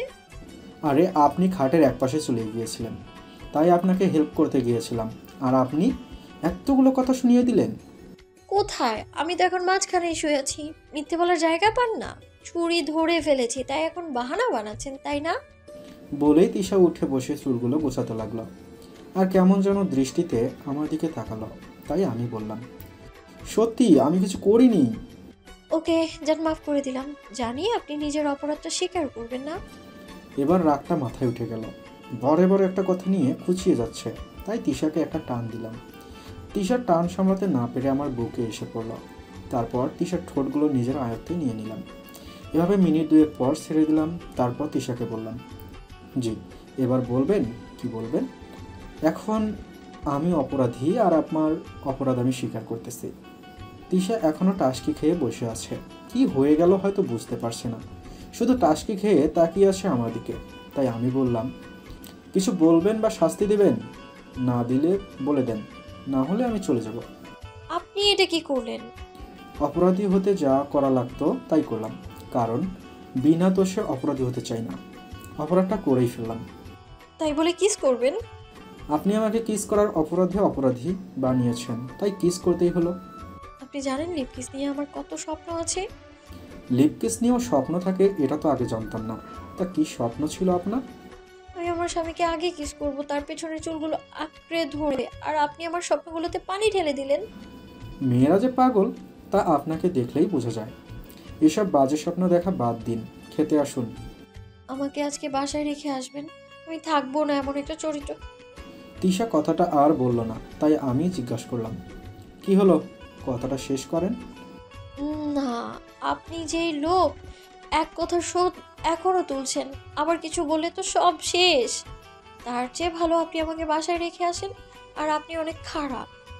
খারাপ, পাষাণ, চরিত্রহীন আর কিছু আছে নাকি? থাকলে বলে ফেলেন, আমিও শুনে নেই একবার। আমি যে এসব বলেছি এসবের পেছনেও তো কারণ আছে, বুঝেছেন? কি কারণ বলেন তো শুনি। প্রথমত, আপনি আমাকে এক প্রকার জোর করে বিয়ে করেছেন, তারপর ভুলে একটা কথা বলে ফেলায় আপনি এখনো রাগ করে আছেন। তার উপরে আবার আজকে অনুমতি ছাড়াই কিস করেছেন আপনি। ও, আর আপনি একদম সাধু, তাই না? এখন সব দোষ আমার ঘাড়ে চাপিয়ে দিচ্ছেন। আমি কখনো ভুল করি না। আমি আইনের লোক, তাই আইন অমান্য করি না আমি। ওহো, আপনি যে মাদার তেরেসা তা তো আমি ভুলেই গিয়েছিলাম। আচ্ছা, এসব বকবক বাদ দিয়ে নিচে আসেন, আপনার জন্য নাস্তা রেডি করতেছি। তিশা আর কিছু না বলে চলে গেল। ফ্রেশ হতে আমিও রেডি হয়ে নিচে চলে আসলাম। তারপর নাস্তা করে গেলাম ভার্সিটিতে। সন্ধ্যায় বাসায় এসে দেখি তিশা এখনও আসে নাই। হয়তো কাজ আছে তাই আটকে রয়েছে। রুমে গিয়ে ফ্রেশ হয়ে বসেছিলাম, তখনই আম্মু রুমে আসলো। তাই জিজ্ঞাসা করলাম, আম্মু কিছু বলবে? দেখ সন্ধ্যা হয়ে এসেছে, এখনো তিশা আসেনি। তুই একটু খোঁজ নিয়ে দেখ কোথায় আছে মেয়েটা। আচ্ছা, আমি ফোন দিতেছি, তুমি চিন্তা করো না। দিয়ে আমাকে জানাস। তারপর আম্মু চলে গেল। আমি ফোনটা হাতে নিয়ে তিশাকে কল দিলাম। প্রথমবার ঢুকলো না, তাই আবার কল দিলাম। এবার কল ঢোকার সাথে সাথেই ফোনটা রিসিভ করলো। তাই বললাম, কি হলো ম্যাডাম, আপনি কোথায় এখনো? বাসায় আসেননি কেন? আমার জন্য না, আপনি আমাকে নিয়ে একটুও চিন্তা করেন না। জি, আমি না, আপনার শাশুড়ি এসে বললো তাই ফোন দিয়েছি। আপনি আমাকে নিয়ে একটুও চিন্তা করেন না। না, অপ্রয়োজনীয় কাজ আমি করি না। কি? আমাকে নিয়ে চিন্তা করা আপনার কাছে অপ্রয়োজনীয়? এখন বলেন কোথায় আছেন, আর আসতে কতক্ষণ লাগবে? জাহান্নামে আসছি, আসতে আধা ঘন্টা লাগবে, আম্মুকে বলে দিয়েন। বলেই ফোনটা তিশা কেটে দিল। মেয়েটা হয়তো রাগে ফেটে যাচ্ছে। এসব চিন্তা বাদ দিয়ে চলে আসলাম নিচে। কিরে, বৌমা কোথায় আছে? এখন পর্যন্ত কিছু বলেছে? তিশা একটা কাজে আটকে গিয়েছিল, ঘন্টাখানেকের মাঝেই চলে আসবে। ও আচ্ছা, ঠিক আছে। তারপর আমি আমার রুমে এসে মোবাইল টিপতে লাগলাম। কিছুক্ষণ পর তিশা চলে আসলো। রুমে এসে আমাকে দেখে বিড়বিড় করে কি যেন বলল, তারপর ফ্রেশ হতে চলে গেল। আমিও ভান ধরে বসে রইলাম। ফ্রেশ হয়ে এসে আমাকে দেখে কিছুক্ষণ রাগী ভাব নিয়ে তাকিয়ে থেকে বলল, আপনি বিছানায় কেন বসেছেন? কেন, কি হয়েছে আবার? আপনি সোফায় থাকেন, যান গিয়ে সোফায় বসেন। আপনি খাটে বসতে পারবেন না। যার মনে আমার জন্য কোনো ফিলিংস নেই সে খাটে বসতে পারবে না। ওকে, বসবো না খাটে, তবে আপনি চাইলে কিন্তু আমি অন্য রুমে চলে যেতে পারি। আপনি এখন এখান থেকে যান, আমার কিন্তু রাগ উঠতেছে বলে দিলাম। ওকে বলেই একটা ভাব নিয়ে রুম থেকে বেরিয়ে চলে আসলাম নিচে। মনে মনে অনেক হাসি পাচ্ছে তিশার কথা ভেবে। রাতে খাওয়া দাওয়া করে রুমে বসেছিলাম, তখন ওই তিশা এসে বলল, কালকে আমি বাসায় যাবো, আমি গিয়ে নিয়ে রেখে আসবেন আপনি। কেন, আপনার হাত পা নেই? আছে, তবুও আপনি আমার সাথে যাবেন। আপনি একা চলে গেলে কি হয়? আপনাকে যেতে বলেছি ব্যাস। আর আপনি এভাবে আচরণ কেন করছেন? আমি কি এমন করে ফেলেছি আপনার সাথে যে আপনি এইভাবে কথা বলছেন? ওকে, চেষ্টা করব। আরেকটা কথা, আমি জানি সামনে। ওকে, অনেক রাত হয়ে গিয়েছে, ঘুমিয়ে যান। আপনিও আজ থেকে খাটে থাকবেন। পারবো না, কারণ আপনার ঘুমানোর স্টাইল ভালো না। আপনাকে সোজা কথায় কাজ হবে না, বুঝেছি। এখন ঘুমান, গুড নাইট, টাটা। বলেই তিশা খাটে শুয়ে গেল, আর আমিও সোফায় ঘুমিয়ে গেলাম। শুয়ে শুয়ে ভাবতে লাগলাম যে কি হলো ম্যাডামের, আজকে এত রেগে কথা বলতেছে। এসব ভাবতে ভাবতে পাড়ি জমালাম ঘুমের রাজ্যে। সকালে ঘুম ভাঙলো তিশার ডাকে। তাকিয়ে দেখি তিশা কফি হাতে দাঁড়িয়ে আছে। আমাকে সজাগ হতে দেখে তিশা বলল, গুড মর্নিং। মনে মনে ভাবতে লাগলাম, আজকে কোন দিক দিয়ে উদয় হয়েছে সূর্যটা, যে মিষ্টি করে কথা বলতেছে। তখন তিশা আবারও বলল, এত ভেবে লাভ নেই, এটা বলুন বিছানায় ঘুমটা কেমন হলো? তিশার কথা শুনে টাস্কি খেয়ে গেলাম। তাকিয়ে দেখি আমি বিছানায় শুয়ে আছি। লাফ দিয়ে উঠে বসলাম। তিশাকে জিজ্ঞাসা করলাম, আমি এখানে কিভাবে আসলাম? আমি তো রাতে সোফায় শুয়েছিলাম। আমি এনেছি আপনাকে বিছানায়। কেন? কারণ স্বামী থাকতে একা ঘুমোতে ভালো লাগছে না, তাই। এটা কিন্তু বেশি হয়ে যাচ্ছে বলে দিলাম। তো কি করবেন আমায়? আপনাকে আমি সুন্দরবন ট্রান্সফার করব। আমাকে সুন্দরবন পাঠালে আপনাকেও যে আমার সুন্দরবনেই যেতে হবে আমার সাথে, কারণ আম্মু তো ওখানে একা যেতে দিবে না, তাই না? আপনি আমাকে বিছানায়, আপনাকে কিভাবে? কেন? কোলে করে? আপনি আমাকে কোলে নিয়েছেন নাকি মিথ্যে বলছেন? কেন আপনাকে কোলে নিতে পারবো না নাকি? মনে রাখবেন আমি পুলিশের ট্রেনিং নিয়ে এসেছি। আপনি মেয়েটা আসলেই খারাপ। কেন, কি করেছি আমি? না, আপনি কি করবেন? যা করেছি তা তো আমি করেছি। এটা বুঝতে এতদিন লাগলো? যান গিয়ে ফ্রেশ হয়ে নিন। কিছু না বলে ফ্রেশ হতে চলে গেলাম। ফ্রেশ হয়ে নিচে এসে নাস্তা করতে চলে আসলাম। নাস্তা করার সময় তিশা তাকিয়ে কেমন যেন মুচকে হাসতেছে। আমি কাহিনীটা বুঝতে পারতেছি না। তখন আব্বু বলল, রাজ, আমি চাই তোমরা দুইজন কোথায়। কথা শুনে বুঝতে পারলাম তিশার হাসির কারণ, তাই আব্বুকে বললাম, একটা কাজ আছে, কিছুদিন পরে যাব, এখন হাতে সময় নেই। কথাটা শুনে তিশা মুখটা কালো করে রাগী ভাব নিয়ে তাকিয়ে আছে। আমি দেখেও না দেখার ভান ধরে বসে আছি। কাজ সারা জীবন করা যাবে, আপাতত গিয়ে ঘুরে আসো। ঠিক আছে, সপ্তাহখানেক পরে যাব, এখন কাজটা করাই লাগবে। ওকে, তাহলে আজকে গিয়ে একটু তিশাকে নিয়ে ঘুরে আসো।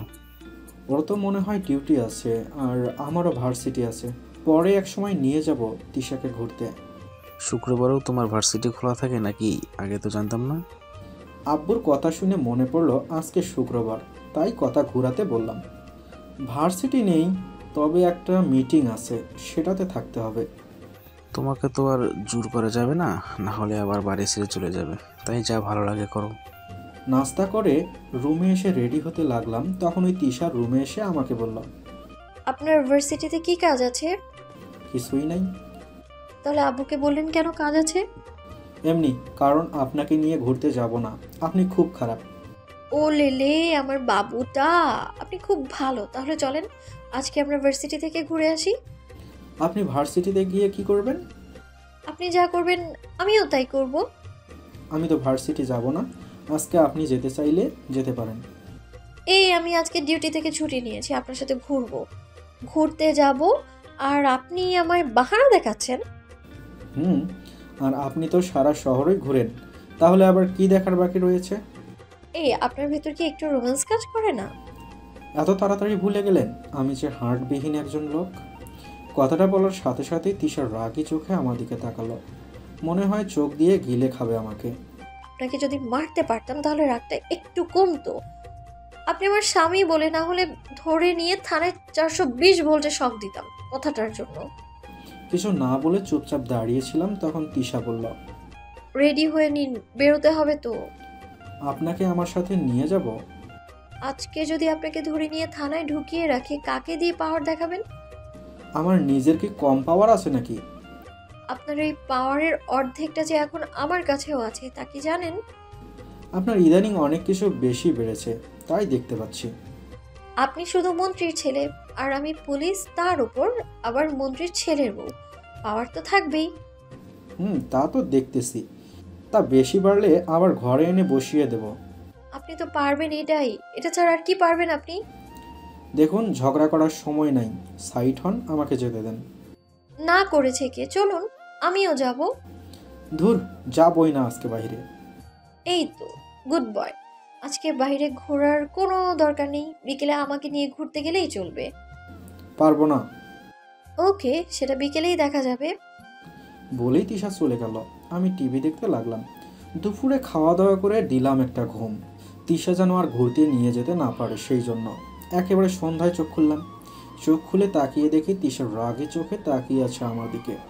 তাই আমি বললাম, কি হলো, এভাবে তাকিয়ে আছেন কেন? এই আপনাকে না সকালে বললাম আমাকে নিয়ে বিকেলে ঘুরতে যেতে, তাহলে আপনি ঘুমিয়ে সন্ধ্যায় উঠেছেন কেন? ও তাই তো সরি, মনে নেই। বলেই একটা ভাব নিয়ে ফ্রেশ হতে চলে গেলাম। তিশার রাগে ফেটে যাচ্ছে মনে হয়। রাতে খাওয়া দাওয়া করে রুমে এসে ভাবতেছি এখন কি হবে। কিছুক্ষণ পর তিশার রুমে আসলো, এসে আমাকে বলল, আপনি এরকম ভাবে চলে গেলেন? কখন? এখন মনে পড়ছে, তাই না? আপনি আসলে অনেক খারাপ একটা লোক। বলি রাগ করে তিশা শুয়ে পড়ল। আমিও কিছু না বলে চুপচাপ শুয়ে রইলাম আর ভাবতে লাগলাম মেয়েটা রাগলে অনেক সুন্দর হয়। এসব ভাবতে ভাবতে ঘুমিয়ে গেলাম। সকালে ঘুম ভাঙলো তিশার ডাকে। তাকিয়ে দেখি তিশা পুলিশের ইউনিফর্ম পরে দাঁড়িয়ে আছে। তাই জিজ্ঞাসা করলাম, কি হয়েছে, এভাবে ডাকতেছেন কেন? ভার্সিটিতে যাবেন না? কয়টা বাজে দেখেছেন? যাচ্ছি। বলেই ফ্রেশ হতে চলে গেলাম। বেরিয়ে রেডি হয়ে নাস্তা খেয়ে চলে আসলাম। নাস্তা শেষ করে বাসা থেকে বের হতেই তিশা ডাক দিল। আমার কাছে এসে বলল, আজকে একটু কাজই হবে, আমাকে কিছু একটা বলে ম্যানেজ করে নিয়েন। কি কাজ আছে? নাকি আজকেও জাহান্নাম ভ্রমণ করতে যাবেন? কিছুটা ওই রকমই, তবে আজকে কিছু সন্ত্রাসীকে ধরতে যাব। দোয়া করবেন যেন মিশনে সাকসেসফুল হই।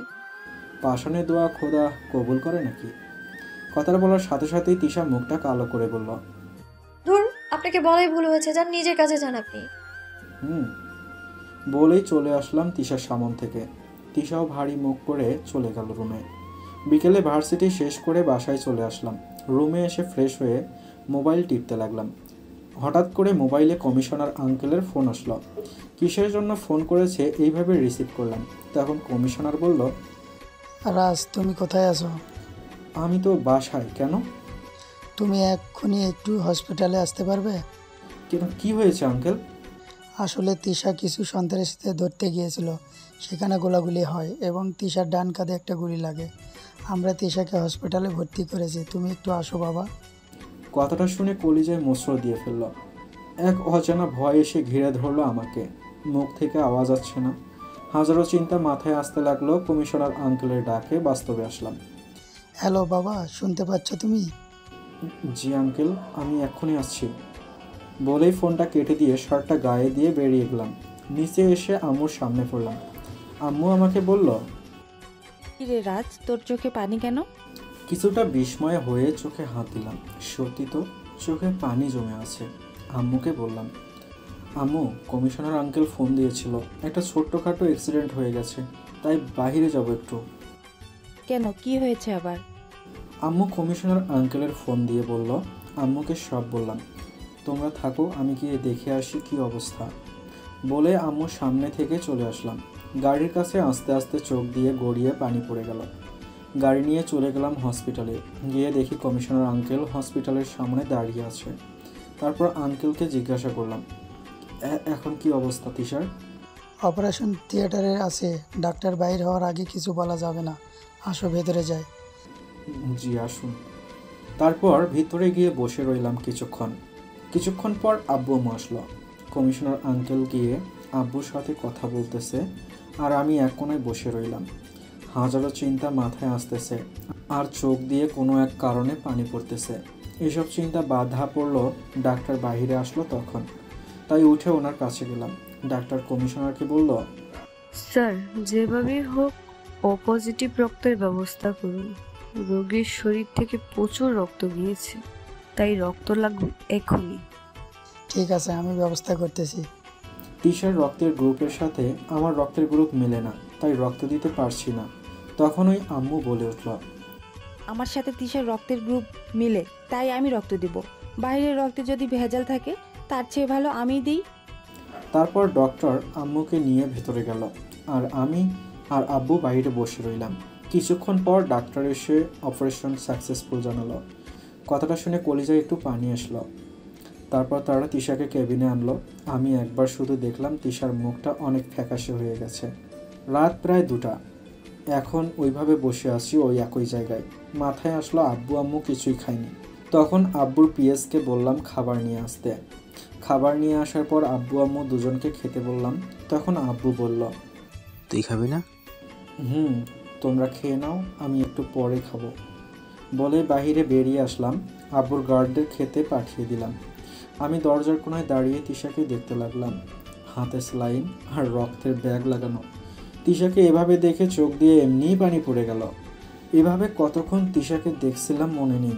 তখন কাঁধে কেউ হাত রাখায় তাড়াতাড়ি চোখগুলো মুছে ফেললাম। পিছনে তাকিয়ে দেখি আব্বু দাঁড়িয়ে আছে। আব্বু আমাকে বলল, ছেলেদের কান্না করা মানায় না, এসব ভেবেই দুঃখ করিস না, আয় ওই দিকে গিয়ে বসি। অনেক রাত হয়ে গেছে, তুমি আর আম্মু বাসায় চলে যাও, আমি এখানেই আছি। সমস্যা নেই, আমরা এখানেই থাকবো। আম্মু রক্ত দিয়েছে, তাই রাত জায়গাটা ঠিক হবে না, আর তোমারও এখানে থাকাটা ঠিক হবে না। তুমি চলে যাও, কাল আসলেই হবে বলেই আব্বু আম্মুকে নিয়ে গাড়িতে তুলে দিয়ে আসলাম। আমি আবার এসে তিশার কেবিনে বসে রইলাম। তিশার দিকে তাকিয়ে মনে হাজারো কথা ঘুরতে লাগলো আর চোখ দিয়ে পানি পড়তে লাগলো। কেন জানি এসব ভাবতে ভাবতে কখন যে ঘুমিয়ে গেলাম মনে নেই। চোখ খুললো, রোদের আলো চোখে এসে পড়ায়। তাকিয়ে দেখি ডাক্তার তিশার চেক আপ করতেছে। তিশার জ্ঞান ফিরেছে, তাই তারা চেক আপ করতেছে। আমিও চুপ করে বসে রইলাম। চেক আপ করে ডাক্তার আমাকে বলল, এখন উনি ঠিক আছে, তবে ক্ষতস্থানটা শুকাতে বেশ কিছুদিন সময় লাগবে। তবে 4-5 দিন পর আমরা ওনাকে ডিসচার্জ করে দিব। Thanks doctor. ওয়েলকাম। আপনি কথা বলুন, আমি এখন আসি। বলেই ডাক্তার চলে গেল। তাকিয়ে দেখি তিশা মুচকি হাসতেছে আমার দিকে তাকিয়ে। কেমন লাগছে এখন? ভালোই। তিশা মুচকে হাসিয়ে হাসতেছে। কেন হাসতেছে বুঝতে পারলাম না, তাই জিজ্ঞাসা করলাম, কি হয়েছে, হাসতেছো কেন? আপনি কালকে রাতে আমার জন্য কেঁদেছেন তাই না? না, কাঁদতে যাবো কেন? মিথ্যে কেন বলেন? আপনার গালে পানি শুকিয়ে দাগ হয়ে আছে, আর চোখের নিচেও কালো দাগ পড়ে আছে, তারপরেও মিথ্যে বলেন? আরে কালকে অনেক রাত পর্যন্ত সজাগ ছিলাম, তাই এমন হয়ে আছে। আর চোখে মুখে পানি দিয়েছিলাম, ওটাই হয়তো শুকিয়ে আছে। ও, তা এখানে কেন আপনি? মানে? আমার জন্য তো আপনার মনে দয়া মায়া নেই, তাহলে এখানে এসে বসে আছেন কেন? যান না, গিয়ে নিজের কাজে মন দিন। আমার মনে হলো এক রাত আপনার সাথে থাকা, তাই থাকলাম, এরপর আর থাকবো না। তার মানে নিজের দায়িত্ব পালন করেছেন আপনি? তিশা চোখগুলো লাল করে আমার দিকে তাকিয়ে রইল। আমি সেটাকে পাত্তা দিলাম না। সোজা চলে গেলাম ফ্রেশ হতে। ফ্রেশ হয়ে বেরিয়ে দেখি আব্বু আম্মু চলে এসেছে। আমাকে দেখে বলল, রাত যা, বাসায় গিয়ে ফ্রেশ হয়ে ঘুমিয়ে নে, আবার পরে আসিস। না, আমার একটু কাজ আছে, যেতে হবে। আর আব্বু, তুমি এখানে কেন এই সময়ে? আমি চলে যাব একটু পরে, তুমি কাজ বাদ দিয়ে গিয়ে ঘুমিয়ে পড়ো। না, একটু আর্জেন্ট, তাই যেতে হবে। আর এখানে কোনো সমস্যা হলে আমাকে ফোন দিলেই হবে। আসার সময় খেয়াল করে দেখি তিশা কেমন যেন রাগী ভাব নিয়ে আমার দিকে তাকিয়ে আছে। হয়তো আমি চলে যাই এখন, সেটা চায় না। বেরিয়ে গেলাম। আসলে কোনো কাজ নেই, ওইখানে আব্বু আম্মুর সামনে বসে থাকি, কি করব, তাই চলে এসেছি। বিকেলে হসপিটালে এসে দেখি আম্মু আর তিশা গল্প করতেছে। আমাকে দেখে বলল, কিরে, তুই কি ভালো হবি না? কেন, আমি আবার কি করলাম? মেয়েটা যে অসুস্থ, তুই সারাদিন একটা ফোন দিয়ে খবর নিলি না? আসলে একটা জরুরি কাজ ছিল তো, তাই ফোন দেওয়ার সময় পাই নাই। তুই তোর বাবার হুবহু কপি, একটা চুলও বাদ নাই, কাজ পেলে সংসার ভুলে যায়। আম্মু, তুমি কি শুরু করলে বলো তো? এটা তো বাসা না, হসপিটাল। তোর যা ভালো লাগে কর। আচ্ছা বাদ দাও, এই কথাটা তার চেয়ে ভালো তুমি বাসায় চলে যাও, আমি এখানে আছি। বাসায় যা, কালকে ঘুমাসনি, আজকেও সারাদিন না ঘুমিয়ে আছিস। তুই বাসায় যা, আমি এখানে আছি। আম্মু, একদিন না ঘুমালে কিচ্ছু হবে না, তুমি যাও, আব্বু বাসায় একা। ওকে, কিন্তু তিশার খেয়াল রাখবি, বলে দিলাম। আচ্ছা যাও, রাখবো। আম্মুকে গাড়িতে উঠিয়ে দিয়ে আমি কেবিনে চলে আসলাম। তখনই তিশা আমাকে বলল, আপনি তো খুব গুছিয়ে মিথ্যে বলতে পারেন। মানে? আমি আবার কখন মিথ্যা বললাম? সকালে আপনাকে আমি জিজ্ঞেস করলাম আপনি কি রাতে কাজ চলে গেলেন, কিন্তু আম্মু একটু আগে বললো অন্য কথা। কি বলেছে আম্মু? আপনি নাকি আমার জন্য কালকে কান্না করেছেন অনেক। আম্মু বানিয়ে বলেছে, আমি এরকম কিছুই করিনি। দুনিয়ার সবাই মিথ্যে বলে, আর আপনি একাই সত্যি কথা বলেন। মানে? আম্মু না হয় মিথ্যে বলেছে, কিন্তু আব্বু কি মিথ্যে বলবে আমার সাথে? এখন কি বলবো কিছু বুঝতে পারছি না। আব্বু আম্মু এমন জায়গায় ফাঁসিয়েছে যে বলার মতো না। কথাটা কাটানোর জন্য তিশাকে বললাম, আরে তখন তো আম্মু আব্বুকে দেখানোর জন্য একটু অ্যাক্টিং করেছিলাম, আর সেটাকে তারা সত্যি মনে করে নিয়েছে। ঢং করে চোখে পানি আনা যায় না মিস্টার রাজ। আর আপনিও যে আমায় ভালোবাসেন এটা আপনি স্বীকার করছেন না কেন, ভীতু কোথাকার। তিশার কথা শুনে বাহিরে চলে আসলাম। ভিতরে থাকলেই পেঁচে ফেলবে আমাকে, আর তিশার চোখে চোখ রাখার ক্ষমতা আমার নেই। কারণ মানুষ অভিনয় করে সব কিছু করতে পারলেও চোখের জল আসাতে পারে না, তাই তিশার কথার উত্তর দিতে পারলাম না। বাহিরে কিছুক্ষণ পর রুমে গিয়ে দেখি তিশা শুয়ে আছে। আমিও কিছু না বলে কেবিনের সোফায় এসে বসলাম। রাতে খাওয়া দাওয়া করে তিশাকে গুছিয়ে দিয়ে আমি সোফায় বসে রইলাম। তখন তিশা বলল, আমি আপনার প্রশ্নের উত্তর পেলাম না কিন্তু এখনো। কোন প্রশ্নের? এই যে আপনি আমাকে ভালোবাসেন কি না। আপনাকে আমি ভালোবাসতে পারবো না। কেন, কি সমস্যা? এমনি। কেন, জোর করে ভালোবাসতে বাধ্য করবেন নাকি? প্রয়োজন পড়লে তাই করব। প্রথমে আমাকে জোর করে বিয়ে করেছেন আর এখন বলছেন ভালোবাসতে পারবেন না। যা করার করেন, আমি আপনাকে ভালোবাসবো না। ওকে, বাসায় গিয়ে নিন, তারপর আপনার সব রাগ আমি বের করব। আর কিছু না বলে চুপচাপ শুয়ে গেলাম সোফায়। তিশাও শুয়ে গেল। 5 দিন পর তিশাকে বাসায় নিয়ে আসা হলো। ক্ষত স্থানটা কিছুটা শুকিয়েছে। তারপর কিছুদিন কেটে গেল।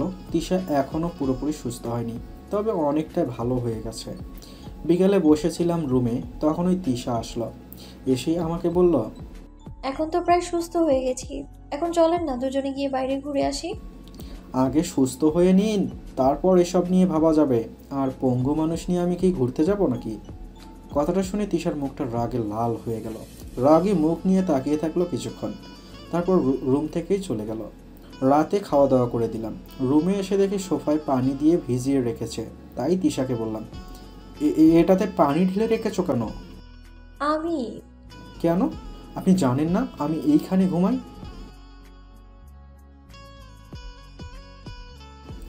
আপনাকে আমি দেখে নেব। আর কিছু না বলে গিয়ে খাটে শুয়ে এক পাশ হয়ে শুয়ে গেলাম। তিশা ফ্রেশ হয়ে এসে আমার একদম কাছে এসে শুয়ে গেল। তিশা এত কাছে শুতে দিলে রাতের বেলায় তিশা হাত পা ছুটোছুটি করে। তাই তিশাকে বললাম, ওইদিকে তো প্রচুর জায়গা, ওইদিকে যান না একটু। এত জায়গা থাকতে এদিকে এসে শুয়ে আছেন কেন? আমি থাকবো আপনার বুকে, আর আপনি আমাকে দূরে ঠেলে দিচ্ছেন। এসব আশা বাদ দিয়ে ঘুমান। ওকে, ঘুমান, বাকিটা উঠলেই দেখতে পাবেন। আমি আর কিছু না বলে চুপচাপ শুয়ে রইলাম। কিছুক্ষণ পর ঘুমিয়েও গেলাম, কিন্তু ঘুমটা বেশিক্ষণ স্থায়ী হলো না। ঘুমের মধ্যে পাশ ফিরতেই গিয়ে দেখি আমি নড়তে পারছি না। তাকিয়ে দেখি আমার 2 হাত খাটের 2 পাশে বাঁধা। ভালোভাবে তাকিয়ে দেখি আমার 4 হাত পায়ে বাঁধা। তখন তিশা ওয়াশরুম থেকে বেরিয়ে আসলো। তিশাকে বললাম, আমাকে এভাবে বেঁধেছো কেন? আমি কি? আপনি আমাকে এভাবে বেঁধেছেন কেন? আজকে আপনার বুকে মাথা রেখে ঘুমাবো তাই। ওই সব পাগলামি বাদ দিয়ে এগুলো খুলে দেন বলছি। চুপ, আর একটা কথা বলে মুখ টেপে মেরে দিব। তিশাকে বিশ্বাস নেই, তাই আর কথা না বলে চুপ করে রইলাম। তিশা এসে আমার বুকে মাথা রেখে শুয়ে গেল। যদিও মুখে না বলছিলাম, তবে তিশা বুকে মাথা রাখায় শরীরে বিদ্যুৎ প্রবাহিত হলো। এদিকে তিশা আমাকে জড়িয়ে ধরে ঘুমিয়ে গেল। আমি ঘুমানোর জন্য ট্রাই করতে লাগলাম, কিন্তু ঘুম আসতেছে না। এভাবে ঘুমানো সম্ভবই না। কালকে ভার্সিটিতে কাজ আছে, তাই না পেরে তিশাকে ডাক দিয়ে ঘুম ভাঙালাম। তিশা উঠে আমাকে বলল, কি হয়েছে, ডাকছেন কেন? এভাবে বেঁধে রেখেছেন তাই ঘুম আসছে না, প্লিজ বাঁধনটা খুলে দিন। বলতে পারি, তবে কিছু শর্ত আছে। কি শর্ত? প্রথমত আমাকে ভালোবাসতে হবে, আমাকে ছাড়া অন্য কাউকে ভালোবাসা যাবে না। আর দ্বিতীয়ত আমাকে এভাবে সারা জীবন বুকে নিয়ে ঘুমোতে হবে, আর শক্ত করে জড়িয়ে ধরে রাখতে হবে, আর প্রচুর আদর করতে হবে। আর আপনি এখন থেকে আমাকে তুমি করে বলবেন, আর আমি আপনি করে বলবো, ঠিক আছে? না না, এমন শর্ত আমি মানতে পারবো না। তাহলে আর কি, সারা রাত এভাবেই পড়ে থাকেন। Good night. বলেই তিশা শুয়ে গেল। কি করব, না পারাতে রাজি হওয়ার সিদ্ধান্তই নিলাম। সারা রাত এভাবেই থাকবো নাকি? আর পাগলিটা নিজেই জানে না আমি তাকে নিজের চেয়েও বেশি ভালোবাসি। তাই তিশাকে বললাম, আচ্ছা আমি রাজি। সত্যি রাজি? হুম। ওকে, খুলে দিচ্ছি বাঁধন। বলেই তিশা হাত পায়ের বাঁধনগুলো খুলে দিল। তাই একটু স্বস্তির নিঃশ্বাস নিলাম। তারপর তিশা এসে আমাকে বলল, আমার না এখন অনেক আনন্দ লাগছে। ঘুমালে সব কিছু চলে যাবে। না, আপনি আমাকে এখন আদর করবেন, আর খুশিতে আমার ঘুম পালিয়ে গিয়েছে। এটা কিন্তু ঠিক না। স্বামী স্ত্রীর মাঝে সব ঠিক। বলেই তিশা আমার ওপর শুয়ে আমার ঠোঁটগুলোকে সে নিজের ঠোঁট দিয়ে বন্ধ করে দিল। আমি নির্বাক দর্শকের মতো চুপচাপ মজা নিতে লাগলাম। তারপর বাকিটা আপনাদের সবার জানা আছে। সকালে উঠে শাওয়ার নিয়ে চলে গেলাম ভার্সিটিতে। বিকেলে বাসায় এসে দেখি তিশা আজকে আগেই চলে এসেছে। ফ্রেশ হয়ে বিছানায় বসেছিলাম, তখনই তিশা এসে আমার কোলে বসে আমাকে বলল, আপনি একজন মিথ্যুক। আমি আবার কি করলাম? আপনি এতদিন আমাকে বলেছেন আপনি নাকি আমায় ভালোবাসেন না, আর আম্মু আজকে আমাকে বলেছে আপনি নাকি বিয়ের আগে থেকেই আমায় ভালোবাসতেন। মনে মনে ভাবতে লাগলাম, আম্মু 2 দিন পর পর একটা কথা বলে আর আমাকে প্যাঁচে ফেলে দেয়। তখন তিশা বলল, আমাকে এতটা কষ্ট দিয়েছেন, তার জন্য আপনাকে শাস্তি পেতে হবে। কি শাস্তি? আমাকে এখন ঘুরতে নিয়ে যেতে হবে আর নদীর পাড়ে গিয়ে কোলে নিয়ে হাঁটতে হবে, তাহলেই আপনাকে মাফ করবো, নয় তো না? ওকে, তুমি রেডি হয়ে নাও, শাস্তির দেনা পূরণ করে আসি। তারপর দুজনে রেডি হয়ে বাইরে ঘুরতে বের হয়ে গেলাম। তিশাকে নিয়ে অনেকক্ষণ ঘোরার পর নিয়ে গেলাম নদীর পাড়ে। তখন লোকজন বেশি একটা নেই বললেই চলে। তখন তিশা বলল, নিন নিন, এবার কোলে নিয়ে কিছুক্ষণ হাঁটুন, না হলে কিন্তু শাস্তি শেষ হবে না, মনে আছে? তবে এখানে আমারও একটা শর্ত আছে। অপরাধীর আবার কি শর্ত শুনি? আমি যতক্ষণ তোমাকে নিয়ে হাঁটবো আর যত পথ চলবো তোমাকে ততটা কিস করতে হবে। রাজি থাকলে বলো, না হলে আমিও কোলে নিব না। ওকে, এই ছোট্ট রিকোয়েস্টটা রাখলাম, এবার কোলে নিন আমায়। নিচ্ছি তো, বলেই তিশাকে কোলে নিলাম। তারপর এক পা করে এগোতে লাগলাম আর তিশা কিস করতে লাগলো। সন্ধ্যাবেলায় নিজের কাছের মানুষটাকে কোলে নিয়ে হেঁটে চলছি আর সে গালে কিস করতেছে। এই অনুভূতিটাই নিয়ে যাচ্ছে আমাকে অন্য এক শহরে। আর এটার অনুভূতি লিখে বোঝানো যাবে না, অথবা শুনিয়ে বোঝানো যাবে না, হয়তো হারিয়ে যায় এক রূপকথার গল্পের মাঝে।